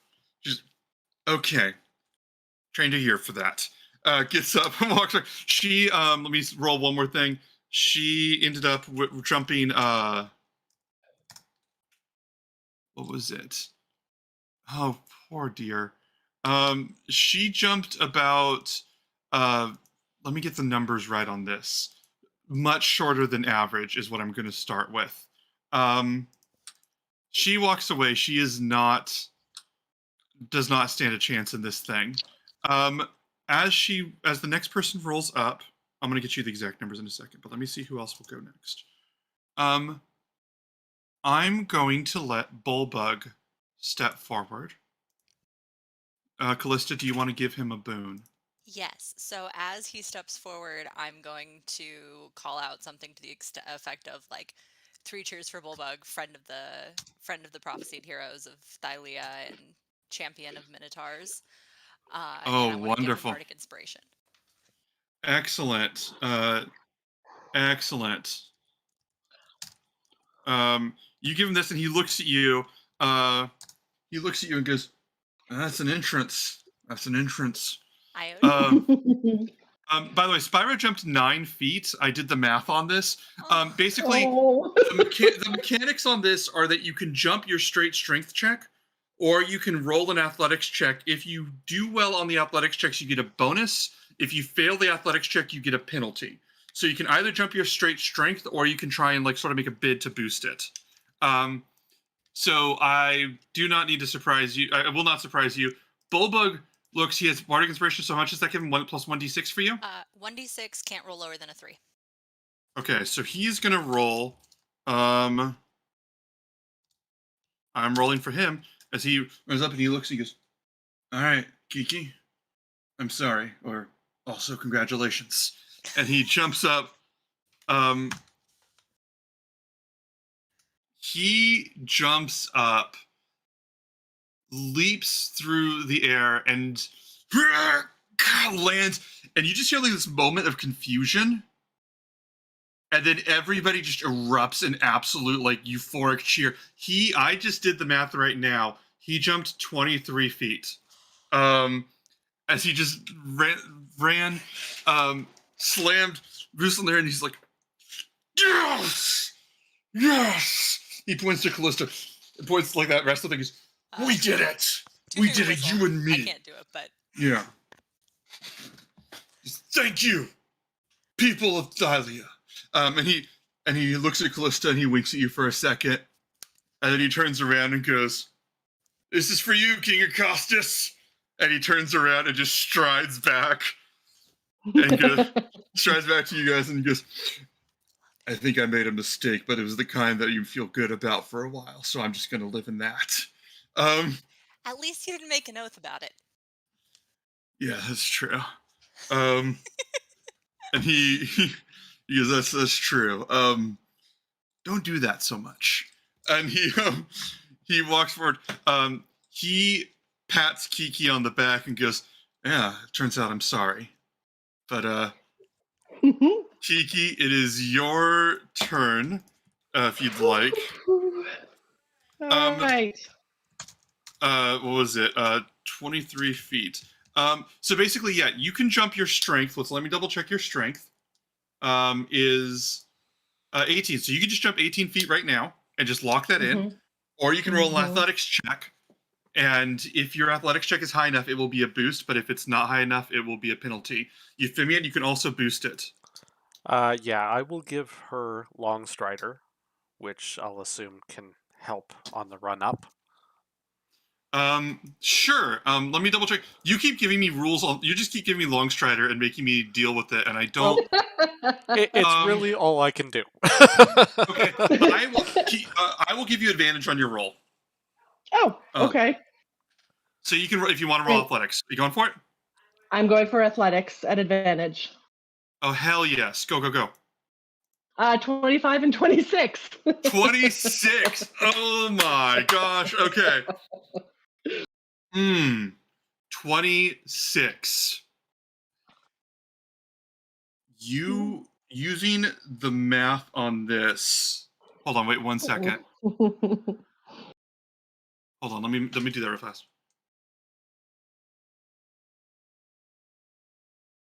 Yeah, you would jump about 23 and a half feet as you land just slightly ahead of Bullbug. And the thing is, when you land, everybody's fucking cheering, but nobody knows if you won or lost because it's so close. And like from all different angles, people different angles are just arguing and stuff. And then just like the judge looks over and he is measuring and he looks up at you, sort of cocks an eyebrow, like it sort of mouths the words like, "Really?" And then he takes like this little pennant flag he has to mark the places, and he just sort of very carefully lays it down like half a foot in front of Bullbug. And as he gets over to where he's marking it down, you hear the whole Coliseum just lose their fucking minds when they realize what just happened. Would Longstrider have given me any additional to that? No, just Longstrider, because he was just boosting the run. What I sort of went with was because he was boosting the running. Okay. I was optimizing your run. Okay, no worries. But mechanically, he rolled a 25 and you rolled a 26. Damn. So that advantage was relevant. Yes. Yes. Oh dear. Leyland walks up and he goes, "Very good. That was impressive, young lady, young bull. Now, if you'll allow me," he walks over and he does this and he goes, "Please, your kind words to me." And this woman this young man just goes, "You're looking beautiful as always, Mr. Leyland, sir, and I'm sure you've got this as you want to do." And you see him just like, almost like when you grab a kiss out of the air, he goes, "Thank you for that." And Kelly, you see the bardic inspiration is just like, "And now," and he gathers himself, runs, and just bolts and jumps. And there's just an incredible amount of power in his jump right now. Let me just activate something on my side real fast. Just making you jump 26 feet straight down if they start on a roof. That is impressive. That is impressive. Oh my gosh.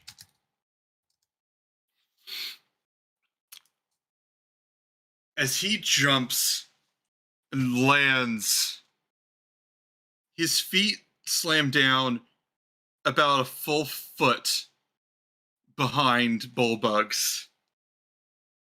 As he looks at this and goes, well, once again, I am laid low by only the best of the best, which means I am the best of the rest, and there's a victory in that as well. And he stands up and he goes, I have done you all a great service today, but these two are the true heroes, and join me in giving them a round of applause. And he's like, and as everyone's applauding, he looks at all of you and sort of gives you like this sort of look like, I got them applauding for you. You're welcome. As he sort of turns, walks, and I'm just gonna turn elbow Bullbug. Not the first time he's wished for an extra 6 inches.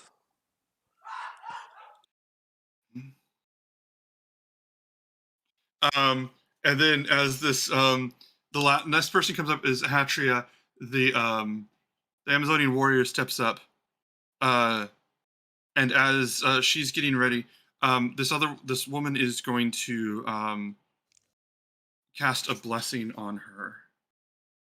She looks at all of you and just sort of stoically takes a breath, and then you just hear Bullbug go, "Oh, like his penis because it's small." Yes, yes, very well done. Hatcher just looks at him.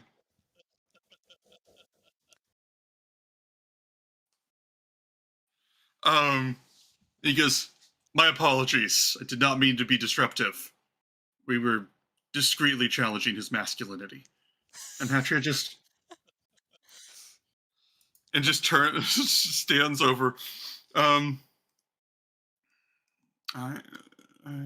love her. I love him.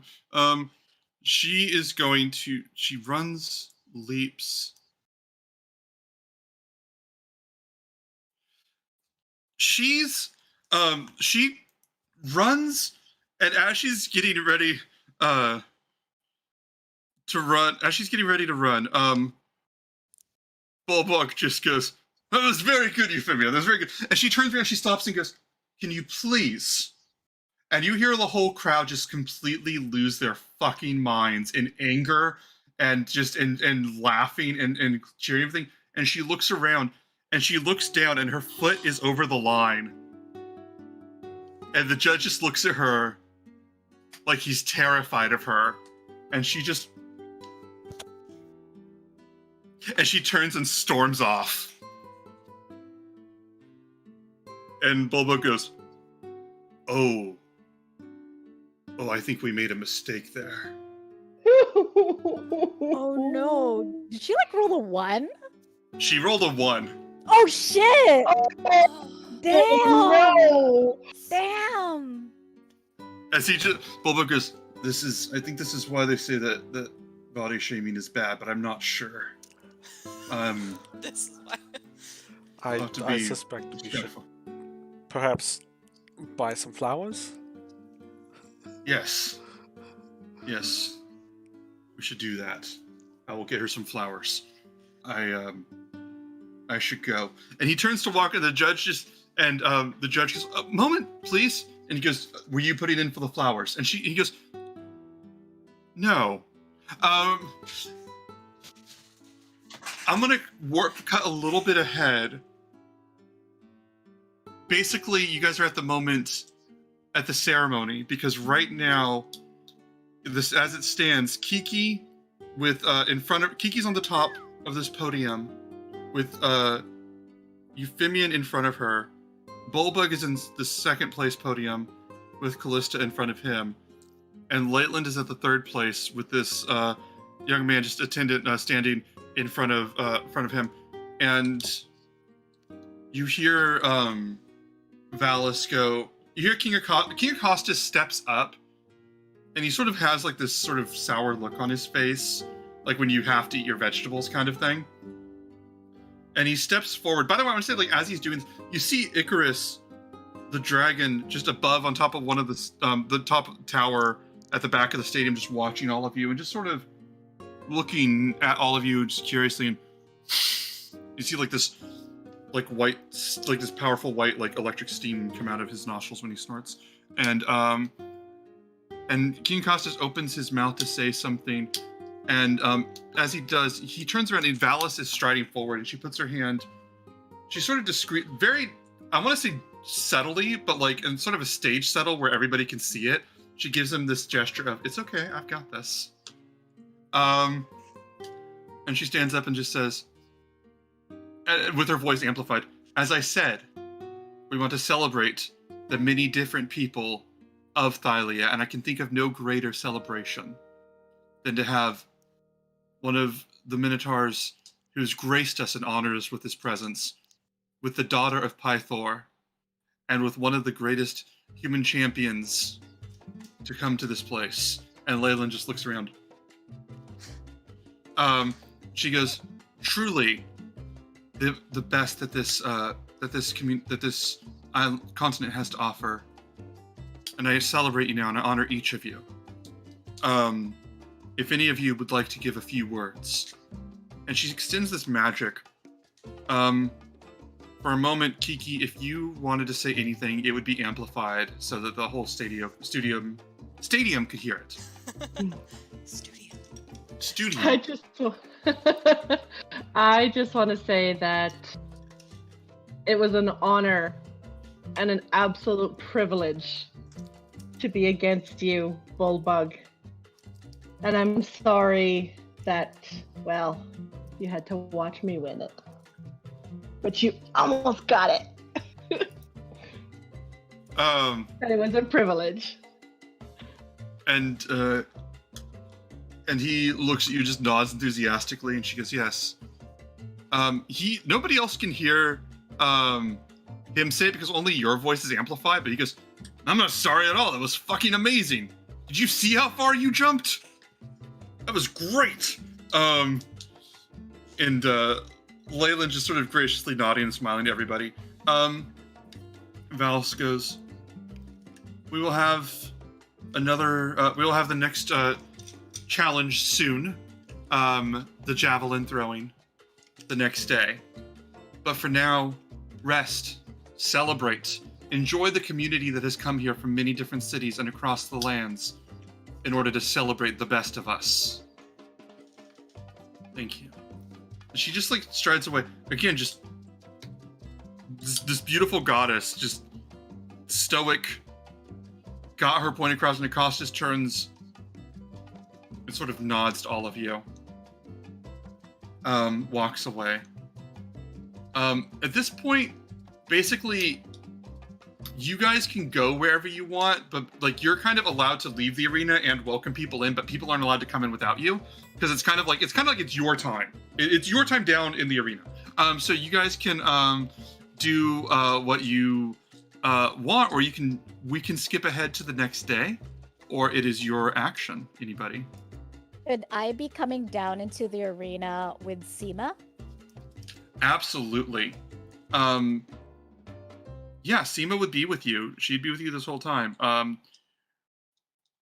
Is there anything that you would have gotten? I think at one point during this, she would have been hungry and wanted something. Would you have proposed anything, or can I say what she would have brought? It's your choice. I mean, I would have figured that we would have gone somewhere and talked, and then I'd be like, oh my god, I have to go for my friends. Oh shit, I forgot, type of thing. Mm-hmm. And then, maybe get her something to eat while we were like heading over there. I'm like, I know you got stuff to do, but I gotta go see my friends. You gotta come. And that's just that's how I think. Yes. And she'll come with you. I think she would have just like found like a cup of like whatever wine was on a stand nearby so that she can keep up with you. And she joins you all. Hey guys, look, it's Seema. She saw you guys. Hello. Yeah, doesn't she look great? As always. Oh. Thank you. Kiki, you Um, did it! And can I? It's so weird, but can I go up and hug her? That's up to you two. Yeah. So I'm gonna go. I'm gonna try to launch myself at her. I'm gonna be like, "You won!" And like just try to tackle her down, which is not gonna work. But I'm gonna Yeah. try to tackle her down. And I'll totally just catch him. Oh, you just catch him, yes. Yes. You catch him. And as you do, what was it? and then I go to Seema like just- Bullbug, and I'm like, "Ah!" Yeah, Bullbug is yes. He's like enduring your blows of like sort of blocking them. I think he's like Simmering in the yes. child. This is. She did very well. You did well too. I see that your fame has brought you some sort of attention. Eh? No, she's And a Seema's friend just of like mine. looking up. She's wonderful. Oh, is she a friend of yours? Because you two looked like a couple. And Seema's just looking like wide-eyed at everybody right now. And he goes, "So I'm sorry if you two aren't a couple. If you're friends, I apologize for that." Oh no, Seema, it is so good to see you again. You look amazing. What have you been Hello. up to? Hello. I'm And just Seema like trying to help. thank God. immediately takes the Seema is very socially graceful, does not miss a beat of just like walking over and just like, hello, I've been well. And you see like more talkative than usual, just so the conversation happens. She's like, I've been well. I was in Astoria and we were on a break. I heard that there was the games here and I was worried that I'd miss them. So I came here to see them and I'm glad that I saw your victory. You did very well. I have to give it to Euphemian. He gave me a little bit of a boost there to help out. And otherwise, I think Billbug would have had me. He really would have had me. That Minotaur really would have had me. Bobo goes, it's true. I would have, but it's allowed, and I cannot begrudge her victory.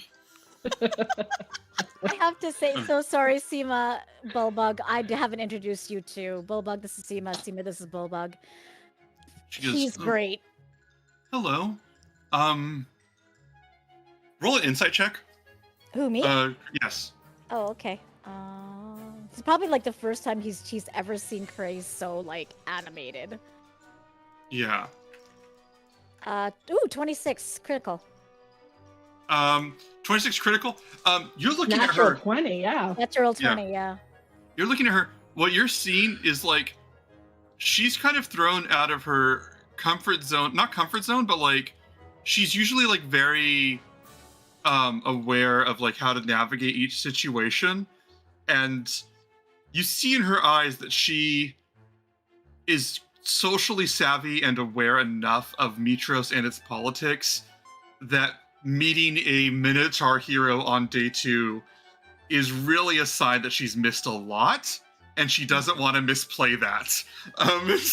And so she's just like, oh, hi, it's good to meet you, Seema. And she does like this graceful little curtsy thing, slipping back into her sort of performer mode.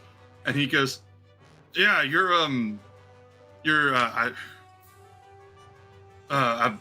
friend, he helped save my life, and she did too. And he points to Callista and he goes, that's my friend, or Bullbug, we're all friends here. good. Are we dating? He turns to Callista. Are we? I didn't think so. I don't know. I'm very bad at reading these cues. Do you want to be? Is Seema looking at Curry at this moment? Yeah, Seema was looking at you like, what Oh, is boy. going on? Oh, okay. And he walks over, and Bulbuk walks over and just throws his arm around Callista, and then holds a hand out to Seema and goes, I'd like you to meet my girlfriend. This is Callista. Seema, I guess this is how it works. And she sort of looks at you and sort of smiles a little bit and goes, for some people, yes. Yes. And holds on and goes, very nice to meet you. They've been doing a lot, haven't they? And he goes, I guess so. She goes, I saw them in Astoria a little bit ago, and now they're here. He goes, that is damned impressive. Well, I have to. He goes, well, I have to get going. I need to get flowers for someone. And he turns to Callista and goes, it doesn't mean what you think it means. I'll have to explain it later. That's totally fine. Okay. Did you want some flowers too? I will never say no to flowers. Who would? And he turns and just like sort of lumbers off. Seema goes, you seemed as surprised as I was. Yeah. Uh, Are you doing? Are you dating then, Cal? Like, what's going on here? I don't know. You saw as much as I did. Okay. It doesn't normally. He's unique. Normally there's a little bit of hesitation there. I'm trying to remember the last time someone called me their girlfriend. Okay. And Seema goes, may I ask you a question? I don't mean to be too bold. Me? Sure. Yes. Do you enjoy your time with him? I mean, we don't know each other very well, but he's lovely. I found that there's a lot of fleeting joy. It's part of my work is bringing the type of joy that lasts only a moment. But if you think that it might go on for a little longer, the wise thing is to chase after it, or at least make sure that you don't let it slip by. Where's Kyra right now? She is off elsewhere attending things. I want you to roll an insight check, Callista, and Craven. I want you to roll, and I want everyone else to roll an insight check with disadvantage So disadvantage then. on the rest of you. But Okay. cool. That's a total 22. A 22. Okay, like everybody else's. Oh fuck! Ooh. Natural one on Kiki. Gray is a 22. And I got a 4. Okay, the rest of it you don't know it. When Seema tells Callista that she is in the business of fleeting joy, and whenever you see real joy that might last, you need to pursue it, or at least not let it slip by. You see Seema like blushing a little bit when she says that. And If Cray is picking up on this, I'm assuming with a You 22 he does. He starts blushing too, and he kind of just tries to go a little bit so that people don't see him. He tries to. I don't know. I don't know if you. I don't know if he'll see it. Yeah. I mean, there's people that are being approved by the other champions and stuff to come onto the field and everything. Like Leyland is bringing his whole fucking entourage. So like, there are enough people for you to get lost. There are more than enough people for you to get lost. No, I if don't you want to get lost. I just want to just have my blush from my friends. That's Oh, all. okay. Yeah. Oh, yeah, easily. Kyra is gonna come through and just be like, and walk up to Kiki and go, "Oh my God, you got a gold medal!" And she comes up and she's just, that is amazing. You both looked amazing. Look at you, both of you. You got a gold medal while you were wearing that. You look wonderful. This is absolutely, oh my gosh. First of several, I should hope. Right? Yes. She goes, and she tells Kiki and Kramer, she goes, you realize that you two both, that means you're both qualified to form a team for the final relay race, right? Oh, is that how that works? Oh, If you place, you're allowed to form a team for the relay race. Oh. then I think we may do that. I mean, as long as we can get enough people to help us out. We need what, 5? Yes, you need 4 people plus yourself. Yeah. Yeah. So yeah, 4 others or Yeah, but Kyra, with the running. you're coming, right? That's a loaded question. I mean, Oh boy. Oh my god. and she goes, Good time. I mean, I would, Ben. I get blue screened on the moments where there are like really bawdy jokes happening, but I don't have an NPC in the room that would play off of them the right way. Kyra would, but that isn't where her mind is right now. And she just be like, well, I could participate in the race if you wanted me to. I mean, yes. I will be in the race. And she goes, this is gonna be great. She goes, do you guys want to go do something tonight and celebrate, or do you want to relax, or what did you want to do? and I'm going to tell you guys, cards up right now.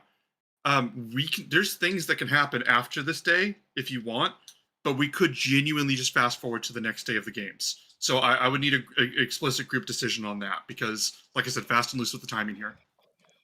I do have one thing that I want to do in the evening time, but beyond that. Yeah, the only thing I'd probably do is probably like just kind of spend time with like Seema, just like walking around the city and you know, like walking her back to her hotel. I don't know. Do guys do that? Whatever. Yeah. I think some good. No. Cray does not know that and will not let that happen. Wonderful. He wants to keep this one around.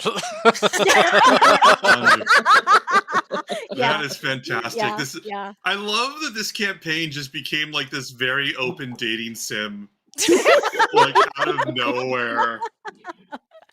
And it's like this also like we're gonna do Greek mythology. We're gonna like punch a Cerberus and we're gonna make love to Aphrodite. And now it's like this weird dating sim with like hugely heavy political undertones and like all this stuff. Is like I didn't expect this game to happen. But anyway, you guys would go through you guys can go out in the town if you want. At some point, I feel like before Bulbo comes back, I should probably pull Kyra aside. Okay. You want to do that right now? Yeah. Okay, you talk to Kyra. And she's like, "You did amazing. That was so good. I didn't expect you to help him, but that was great, and he's probably really appreciates it." He does. Yes, I would say so. I had two things. One, a while ago, you wanted to have a conversation about like what was happening here, and I like really didn't. I wasn't. What's happening here? Like the games? No, like you and me.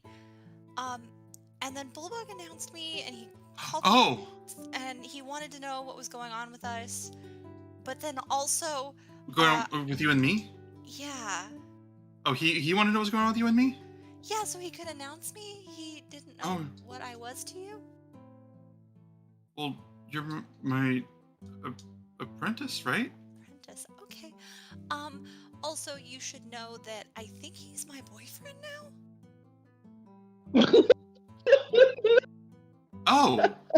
It all happened very fast. I mean, love does. I don't know I would throw that word around. Roll an insight check. This feels like junior high. I don't like this. Dating, you know, like, are we boyfriend, girlfriend? I guess we are. And like 2 weeks later, not. Okay, insight would be a math. What is math? 19? Okay, good. 19. You see her.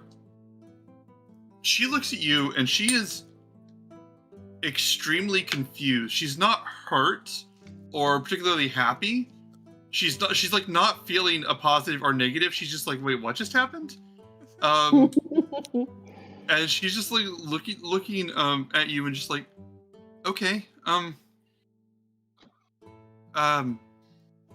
is this part of the conversation about what we were? I want to remind you from before, just to like refresh you. Like we talked about this before. Kyra's whole take on what she was mentioning before, because your conversation got cut off. Her take on relationships is like so, because she's a goddess and she's been around for a very long time. How she sees relationships is very different than how a lot of mortals do. So like originally when you guys were trying to have the conversation, she was even having trouble like getting what you were asking when it wasn't very explicitly direct. And then once it was direct, the conversation got interrupted. So I just want to reiterate that so we're on the same page. But she's just like, okay, is this is his, you dating him, is that part of our thing? A little bit. I wasn't. So, this is not a conversation I've ever really had before. but I just didn't know what was going on because sometimes you're just in my bed and Yeah, it's a lot of fun. yeah, it is. I just wanted to make sure that we were on the same page. Did you want to keep being in bed? Yes. And he'd be okay with that, right? I mean, I assume so. I haven't talked to him about it, but Callista, you should talk to somebody about what they're okay with. uh-huh. Yep. I should. Okay, well, because I think that if you're going to be in a relationship with someone like him, then you have to be straightforward with what you want, what you expect. Otherwise, he's going to be surprised. Mm-hmm. But Yep. let me know how that goes, and I'll be okay with that. Okay? Okay. Am I still allowed to kiss you? I'm okay with it. I like it. You said well, I should talk to him though, so I don't know. Okay, well let me know what he says, okay? And either way, he is pretty lucky. Okay. I'm gonna book it. Oh, There's this little squeak. She's like, I love Gone. this session. When This did is Callista get worse at relationships than Craren? When did this happen? This is my favorite boss fight of the campaign.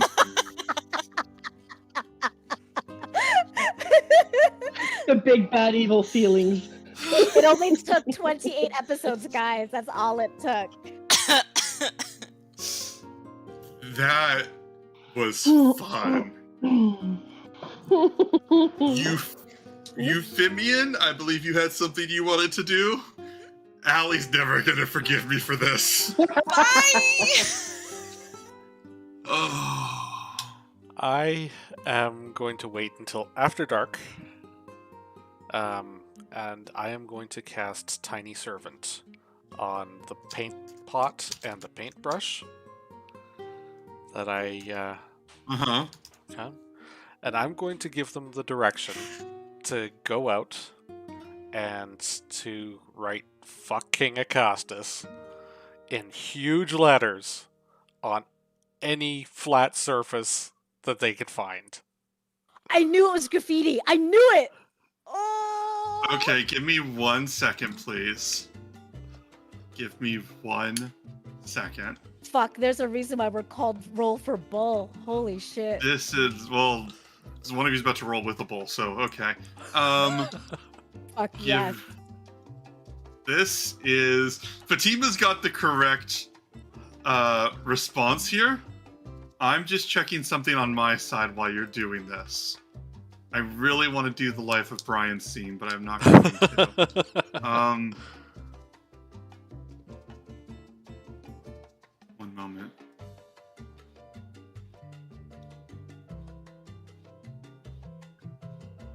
Okay. You do this. I want you to... So but you're not going to be there when it happens, right? I am not. Nope, I'm just telling it to go off and do its thing, and, if somebody manages to find a paintbrush doing something it shouldn't, well... This is amazing. Reed, you put a picture in the Discord, our private Discord. I would also encourage you to put that in the Roll for Bull community Discord regarding the new pairing we have. Yes, do it, please. If you're watching, by the way, there's links for the Discord in the on the stream and in the chat, and you can join those. You can join it, and we love to talk to people between sessions, and we'll talk about whatever, and talk to other viewers. This happens. Any particular area you want to start? I figure there's probably going to be some places that are less busy, and I would imagine that at the moment is going to be around the arena after dark. So, around the arena. Yeah. Oh, we're doing this. Okay. That happens. I will come back to that because you are not there, so I feel no obligation to narrate that. This is where you're showing your 6 inches, hey? Oh. We are coming back to Kreia Rin. What do boy. you want to be doing?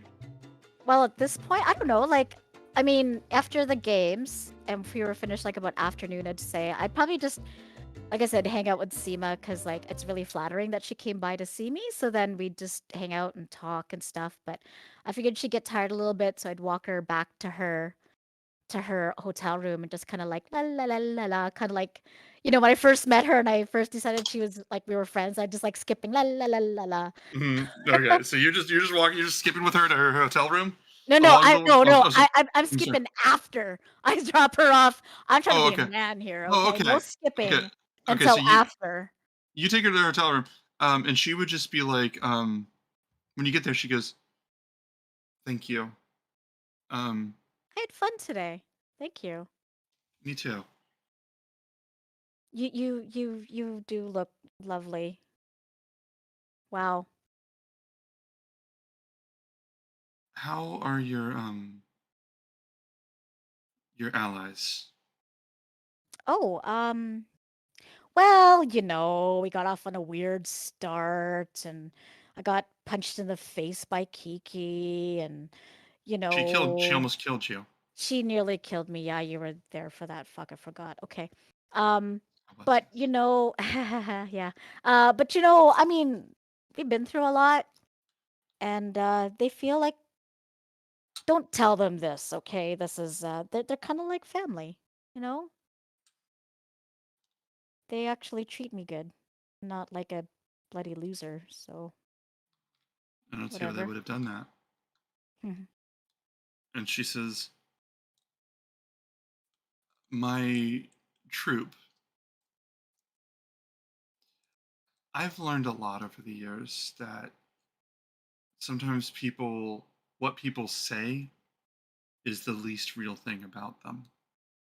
And sometimes what they don't say, if you're listening carefully, feels like the most honest thing. You don't, I really appreciate the kind words that you said, but I also appreciate, and I think your friends do, the things that you don't say to them with your Mm. words." And, sorry, Shalisa, if you want to say something?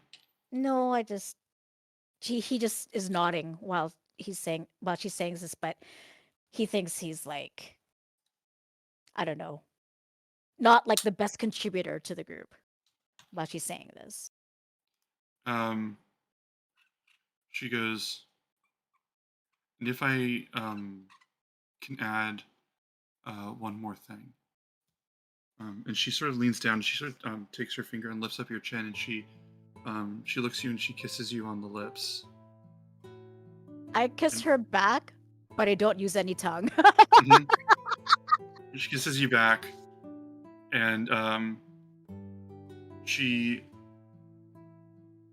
leans back and goes, "I think you look very handsome tonight." And she just turns and walks back in before you can say anything.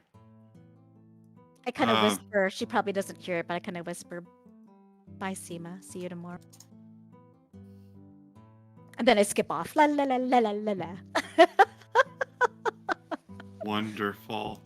Do you remember in Rudolph? She likes me. She really likes me. Hey, that's like my favorite movie of all time, and that's probably what he would be doing right now if he could fly. Oh. Yeah. Kiki, is something that you want to be doing tonight? Basically just gonna go with the celebrations, not anything out of hand, just like a nice big meal with a bunch of people, just laughing, enjoying, nothing crazy. And then after the meal, I'm just gonna basically head on up to bed. All right. Just with the people that want to celebrate with you and stuff like that. Yeah, because obviously I'll see that everybody has pretty much sort of dissipated. I've essentially lost them in the crowd, is what Kiki's reasoning is. It's like, okay, Mhm. that's fine. So I don't know, whatever Bill Bug's doing, whatever the other athletes who just competed today, probably hang out with them, and then end up somewhere and have a meal and just having a good You- time. You when you're on your way back, when you're at the meal, you see this this one let me see this satyr. Let me see. You see this older man. Sorry, looking at you, and he's laughing. And you look at him for a second. You realize this is you recognize this guy. He is absolutely the bartender at the Satyr's Tail, the bar that you and Euphemian had your row at. Uh-huh. And he's looked at you, and he's like, no, that was good. Can I get you a drink or something? Kiana. I just want to say I'm really sorry about the other night. I don't know what happened. They wanted to like rob us. I'm really sorry about what happened at your establishment. I need to buy you a drink. I appreciate that. And honestly, I have something I want to say to you, and if you let me buy you this drink and hear it, then I think that we'll be even. Yes, please.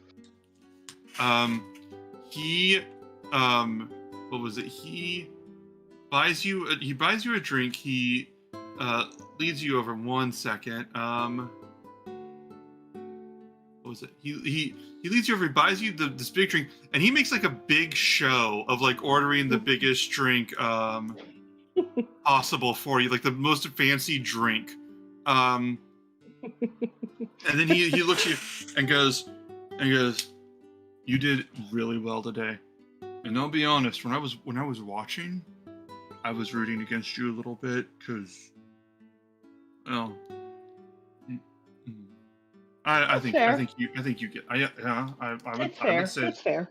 I would say it's fair. Yeah. You did really well, and a thought occurred to me. And he gets the wine. He starts pouring the wine for you, and inside there he goes. As he's pouring it, this is my wine play, by the way. This is I was 4 years in drama club, and he pours this, and he goes. Sometimes the people that win these medals, win these events, have a chance to sponsor or to speak on behalf of an establishment that they particularly like. To put it one way, you formed quite a name for yourself at the Satyr's Tail. I was wondering if you would like to be the champion of the Satyr's Tail, in the sense that you drink it there exclusively, and if it ever comes up, you talk about preferring to be at that place over anywhere, a tavern over anywhere else. We just want to maybe make an appearance or two. It's good wine. I don't doubt it. I don't doubt it. I'll take a drink. This is wonderful. But I don't think that I am able to make that decision on my own. I believe that would be something I'd have to confer with the group, because sometimes we end up just going out and we don't think of where we're going, and we just end up somewhere because it just happens to be there. So I would definitely really want to what would we get out of it? I don't know why you would need to speak with the rest of them, because I don't know why you need to speak with the rest of them, because you're the one who won, aren't you? And he goes, you're the one who won all of this, and I mean, honestly, it's a question of whether you want it. Can I ask you something personal? Sure. Why are you doing all of this hero stuff? I'm I've been keeping my head down a lot. I know that there's heroes, and I hear about this, and I hear about the things that you do, but why are you doing this? Well, who am I to deny a prophecy, right? First of all. Second of all, I've spent over 100 years in the military, being a soldier, following orders, and I just wanted to try something different. And I'm finding out that there is more to life than just following orders, and quite honestly, than just fighting. Well, So this is kind of a journey of self-discovery, I guess you could call it. okay. Well, if I can ask you, you said you don't want to follow orders. And Well, part not of you, just that. but I'm offering you a sponsorship, and your response is that you want to see what all of your friends have to say. Is that true? Or is that true what I just said? I value their opinion. They are great people, and If they weren't here, what would your opinion be? I don't know. I don't know what I would answer you. If you wanted an answer right now, I don't know. It is a lot to think about. Fine. I don't enter into a commitment lightly. It's 1,000 gold, and you can drink free anytime you're here the rest of your life. So what are your hours again? We are open all night. Sunset to sunrise. Look, I'm not going to tell you that this is a one-time offer, and I'm not going to sell you some shit about how you have to decide now, or I'm going to lower the price or something like that. I'm going to be honest with you, though. I came to you the second you won a gold medal. Someone's going to win a gold medal tomorrow, and someone's going to win a gold medal the day after that.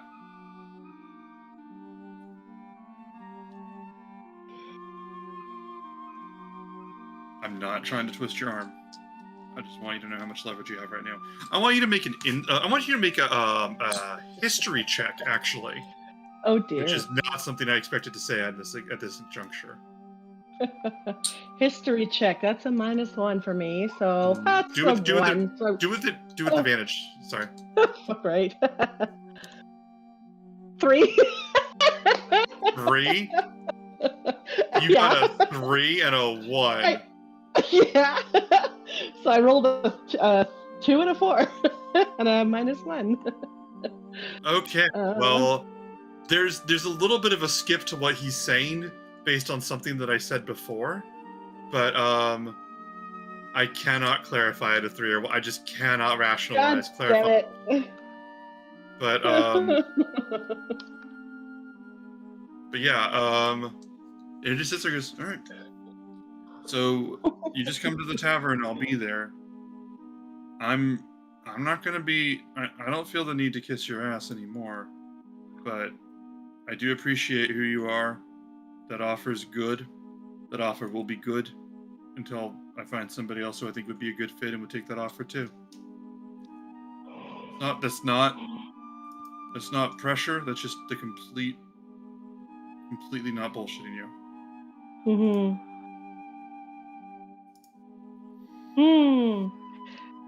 Okay, so this is Tammy saying to the rest of the team out of the game, do I go for it, guys? It's money. I believe that OU Rebel Chief in chat said, "Girl, get that brand ambassador fantasy money." I saw that. Never, That's when I saw never that at happy accept hours. the first offer. I think. Hold on, what is it? Can I do this? Oh no, there's. I don't know if we have it yet. There should be an ability to host. Oh, once we affiliate, you can host a poll in the chat, and we can actually ask the viewers what they think. Oh Oh, man. we should totally. You know what? If we can't host that poll, we should just ask viewers. Please just put what you think on the chat. Just What do you at home want to do? If you Yeah, have an what do opinion, you at home wanna if do? you have an opinion, she is giving you a go ahead to share it. I say do it. Figure it out. Yeah. I don't know. I'm with Euphemian with that. I'm like, never take the first offer because the second could be better. Just be like, oh, 1,000 gold. Well, I got somebody who can give me 2,000. What you got? Yet, to be fair, you haven't asked at the Siren's Roost. Yeah, you could just be like, hey, so this tavern is asking me to do whatever. They're offering 1,000. You got something better? Because you are the bida. Just like, kiss their asses a little bit. There are Aaron is the owner. there are paths to negotiating different situations here, and I was going to spell them out explicitly. If you didn't get a 1, I'm sorry. History's not my strong suit. Tammy. Tammy and Kiki. I just cannot rationalize giving you the advice that I wanted to give you. Fuck. Okay. I'm gonna tell him that I'll let him know within a couple of hours. I'm gonna Okay. finish my meal and I'll come back and give him my decision. Fatima said start a bidding war. And then I will go ahead and potentially go talk to, what was it, the Siren's Ruse? Yeah, I believe her name is and Ambrosia. Ambrosia. Okay. I'm gonna go talk to her after I finish my meal and see what she has to offer, and then start a bidding war, Fatima. Yep. And then I'm gonna Wonderful. say, okay, I got this offer, and then okay, how bad do you want me? Okay. I will start that in just a moment. We'll come back to that in a second. Does anybody else have a scene that they want to do or a thing they want to say real quick? If all of the champions are actually together at some point while Kiki's leaving, just in the background you hear Callista going like, who wants to see something neat? And then I just cast Misty Step and like appear on Bulbug's shoulder. Oh my gosh, Bulbug just fucking loves this. Bulbug's, holy shit, that's incredible. That is amazing. I cannot do that. And you are, where are you right now? Are you at the Coliseum still, or are you elsewhere? Oh, I'm just wherever. I think that Kiki was saying that like at some point they went to go get dinner with. She would go get dinner with the other champions, so I would just be with them. Okay, yeah. Yeah, no, Bulbug, yeah, he would just be there. Yeah, so yeah, you got Callista would have shown up at the dinner then, I guess. That works. That absolutely works. Yeah, I would have just followed Kiki. Yeah. I know where Cray, the party is. this is good. Cray, did you go back to the palace or where did you go? I don't know. I'm just skipping around town. I don't know. I probably. Yeah, I know. I'd probably try to find one of my buddies, like one of my allies, to be like, oh my god, things happened. So I don't know. You're running through. You're skipping through town, and you hear like something fall over behind you, and you have enough of an awareness that like you just like turn around, and you'd see that like some like a basically in the marketplace like a box fell over, and like there's like these plums that are just like rolling across the floor. Someone doing a very bad job of not being seen. Okay. Who do I You- see? Well, no, I'm saying that they gave themselves away as they left, but they did leave. So you can Oh, give okay. chase, but you can't immediately see them right now. I would like to follow. Okay. You follow. So basically, you see that when you walk over there, you see that where they are. Immediately, they would turn down like sort of the space between the houses that can be described as an alleyway, with sort of the moonlight pouring down. Okay. There's a lot of shadows in here. You could go through and look, but like you can't immediately see what's going on. Okay. Do I know Michos enough to know this area? Yeah. You know this area enough. This is just basically by the I'm gonna say that the marketplace sort of built up around the residential area because it was like some people like doing sort of a farmer's market thing that sort of escalated until it was like consistently the tradition, and then that took place like over like 100 years. So like it's just sort of evolved to where like the residential areas are right next to the marketplace. So this is like sort of the pivot into that. But yeah, Sure. you know your way around there. Yeah, I'd go and follow.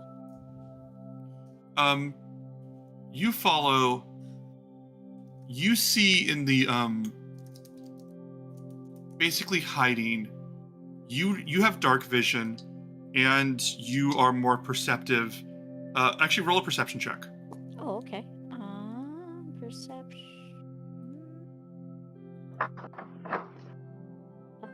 15.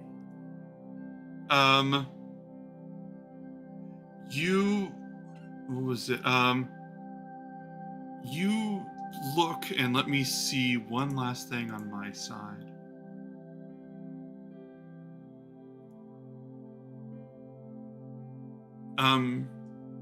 Yeah, you know there's someone there, but you don't know where they are. This alleyway leads to would lead back to go back and open up on the other side and lead as a pathway to other houses. So someone could have snuck into one of these houses, could be hiding behind some of the debris around here. You don't really know for sure. You know there's someone here, but you lost track of them. Okay. I think that I would probably start heading to find my friends, but be on my guard this time. Try to remember all my street smarts and stuff, kind of go back to who I used to be. Or who I am. Whatever. Give me 1 second. I need you to make a wisdom saving throw. Okay. Wisdom saving throw. Here we go. It's natural 20. 23. Oh, You turn to leave, and you hear this voice go, "Oh no, stay, talk to us for a moment."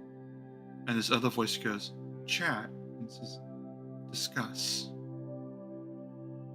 And you turn around, I don't know if you turn around, but you feel the magic of suggestion try to sink into your mind before it just immediately washes away, because Craven is not one to be brought so low so quickly.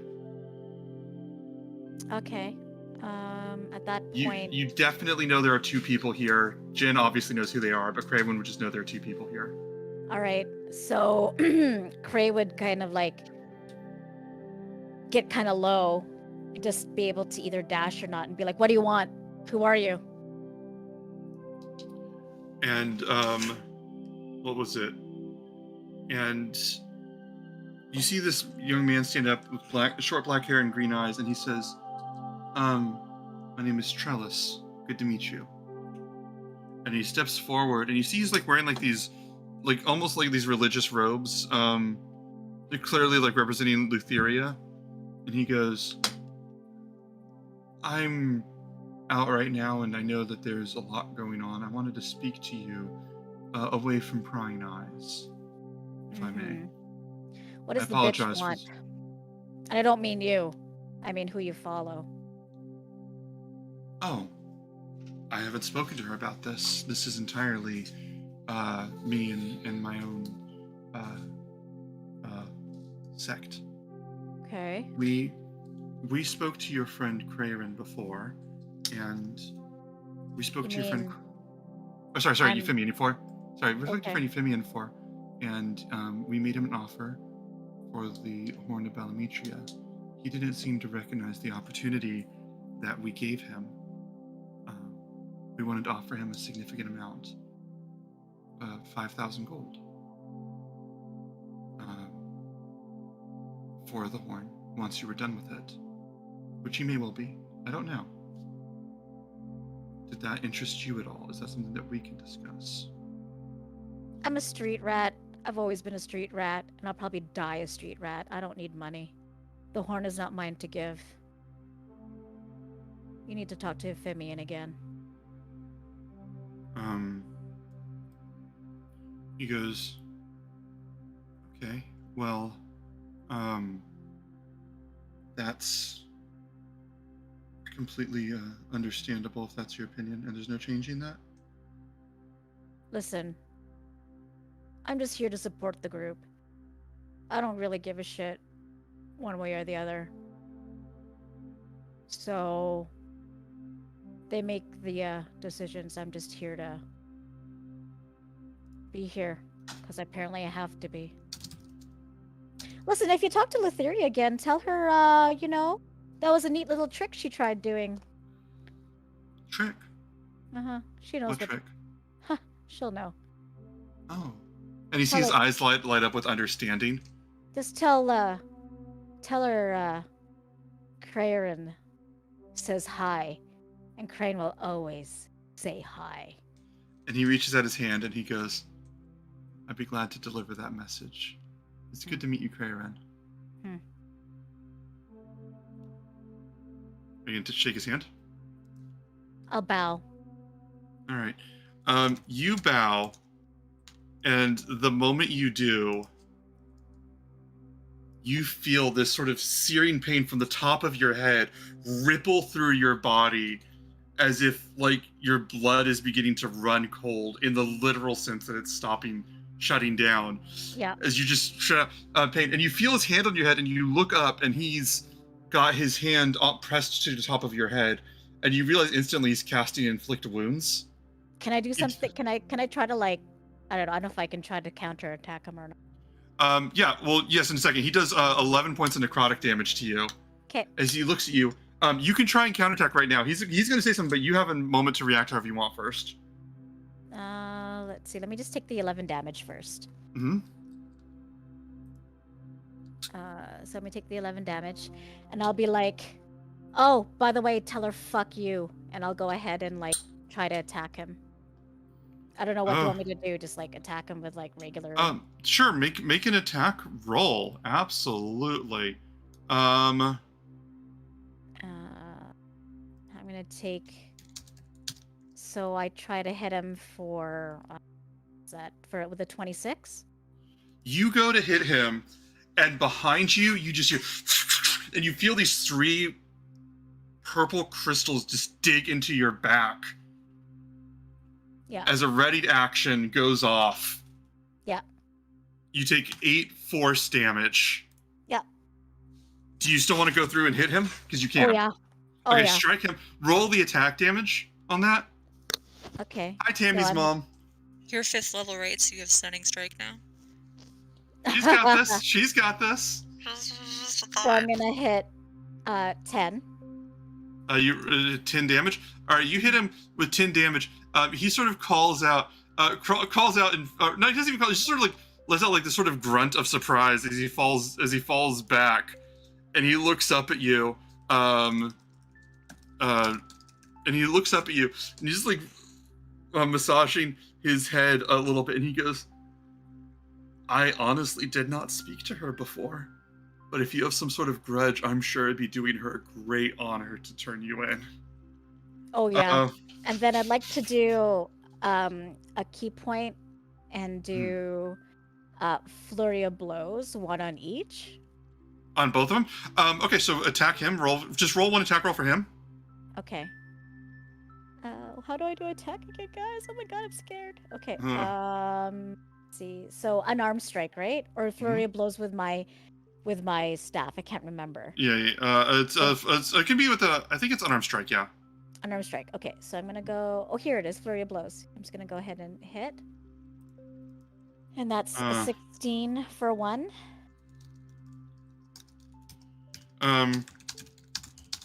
Was it a 16? 16 hits. Okay. So I'll do damage on 1. Yeah. So you hit him. Yeah. Okay, so that's 5. So you hit him. You strike him for 5. You turn around. And you just hear this sort of echoing laugh as you don't see the other. Okay. Do you still want to try and make an attack? But the other one, because whatever she did, I'd like to, what is that one thing that I do here? Yes. So I would like to go ahead and, even if it's at whatever, I'd like to try to strike out at her. Okay, roll with this. Where do you think she is? Well, she was behind me, so I'd like to try to go, like, maybe to the side of me. Okay, roll with disadvantage. Okay, disadvantage. I'm going to do a disadvantage strike. Okay, flirt. Disadvantage is a 17. Roll for damage. Okay, so I'm gonna hit for a 8. You strike out, and you just hear her as she stumbles back. Let me make a roll for her. As you hit her, and just immediately her invisibility just wears off, and she looks up at you, and she just smiles, and she goes, "Oh, you are very good. I see why she's picking on you." And then at this point, I would like to use my ability when I do that, my drunken technique, and to disengage from them and fucking run my fucking ass away using spirit, or not, what is it, when I step of the wind, if I have to. I will fucking run my ass out. So so basically, I'm going to say just for flavor, he reaches out to do inflict wounds again and just grabs the air as you just like weave out of the way with your drunken movement, and then just immediately step of the wind and turn out and run away. And as you get down through the streets, she just says, "Interesting," and he goes, "Promising," as they watch you go through. And what was it?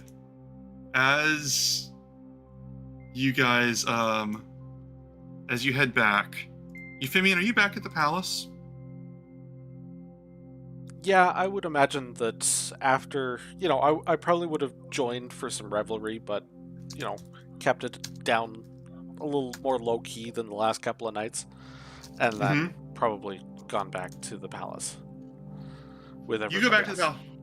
Yeah, I'm gonna say you're the first one back to the palace, and you get there and you get back to your room. It's all quiet here. Icarus is sleeping, snoring loudly, knocking over gold coins every time he moves. The guards are just sort of, few guards are in attendance.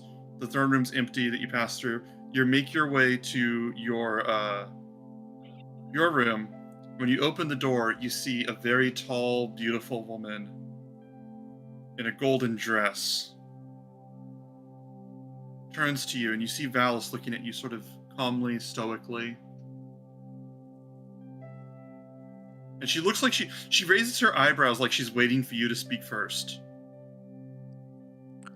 Can I help you?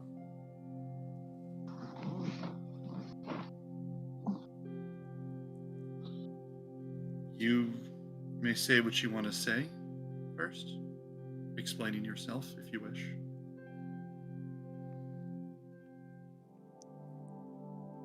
I don't feel that any explanation that I can offer is anything more than you've already surmised.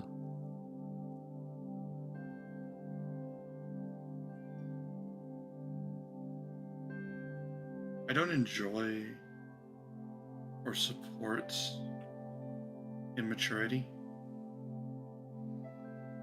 You can discuss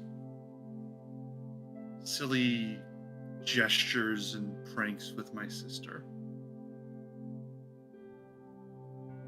I can find it very easy as the lead divination master at the palace to make sure that some investigations are handled properly. But not sure that I'll be inclined to do that again. King Acostus will have some trouble tracking down the members of the people who work for the Lady of Coins who did this. I've been asking him for some time to help strengthen my resources to try and root her out. I think that the sabotage has been a wonderful example of the growing need to look into such things. So this is beneficial for the city as well. It will take some time to fully understand how this happened. which is why it might not be fully removed until a few hours into the morning, which is regrettable. Very unfortunate. I appreciate your discretion in this matter. Do not put me in the position to lie for you often.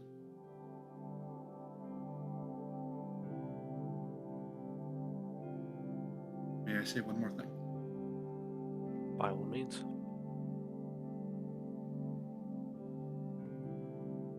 It has been a very long time since I cared for the man myself. Good night. Lady And Valeth, yes. I know that there is some conflict between yourself and Kyra. I know that family, though I've rarely had much to call family of my own, is not easy to get along with. But I think it would be both in yours and her best interests to see if you can close that gulf.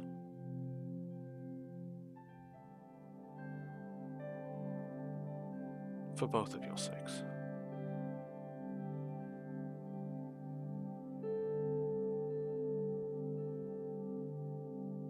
$500 we have known that the day is coming ahead. Have been coming for 500 years. When those things get stretched out for as long as they have, it can be hard to see the individual days.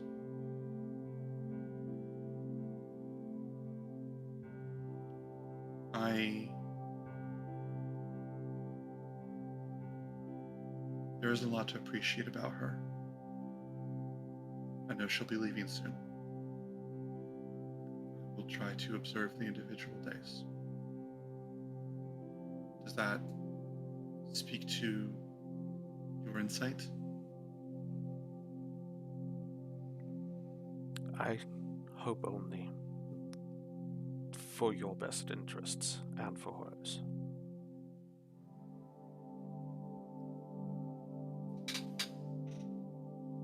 Roll persuasion.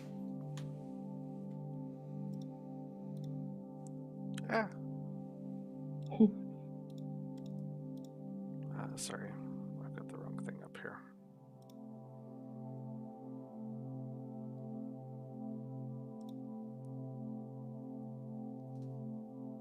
That's a natural 20, so 25. Yes! Oh, Yes! 25.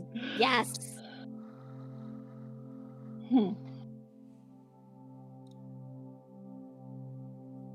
I think that you understand the insult and impropriety it is to tell your queen and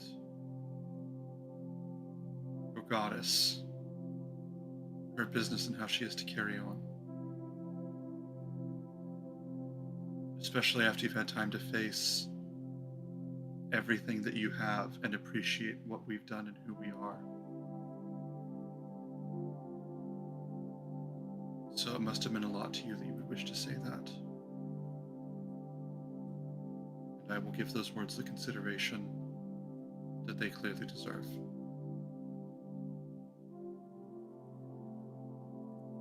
And she looks at you, kind of like she's waiting for you to add anything else. And you can tell that she's sort of like, she's giving off her version of, is this conversation over or did you need anything else? But she is not going to phrase it like she's asking you for permission to leave. She is just looking at you, waiting for you to confirm that the conversation's over or still going. Yeah, I will just give her a little head nod and the smallest of bows. She watches you bow and then turns and sort of gracefully, slowly walks away. Closes the door. She turns and looks up at the moonlight. Icarus sleeping. Looks at all the people in the palace and just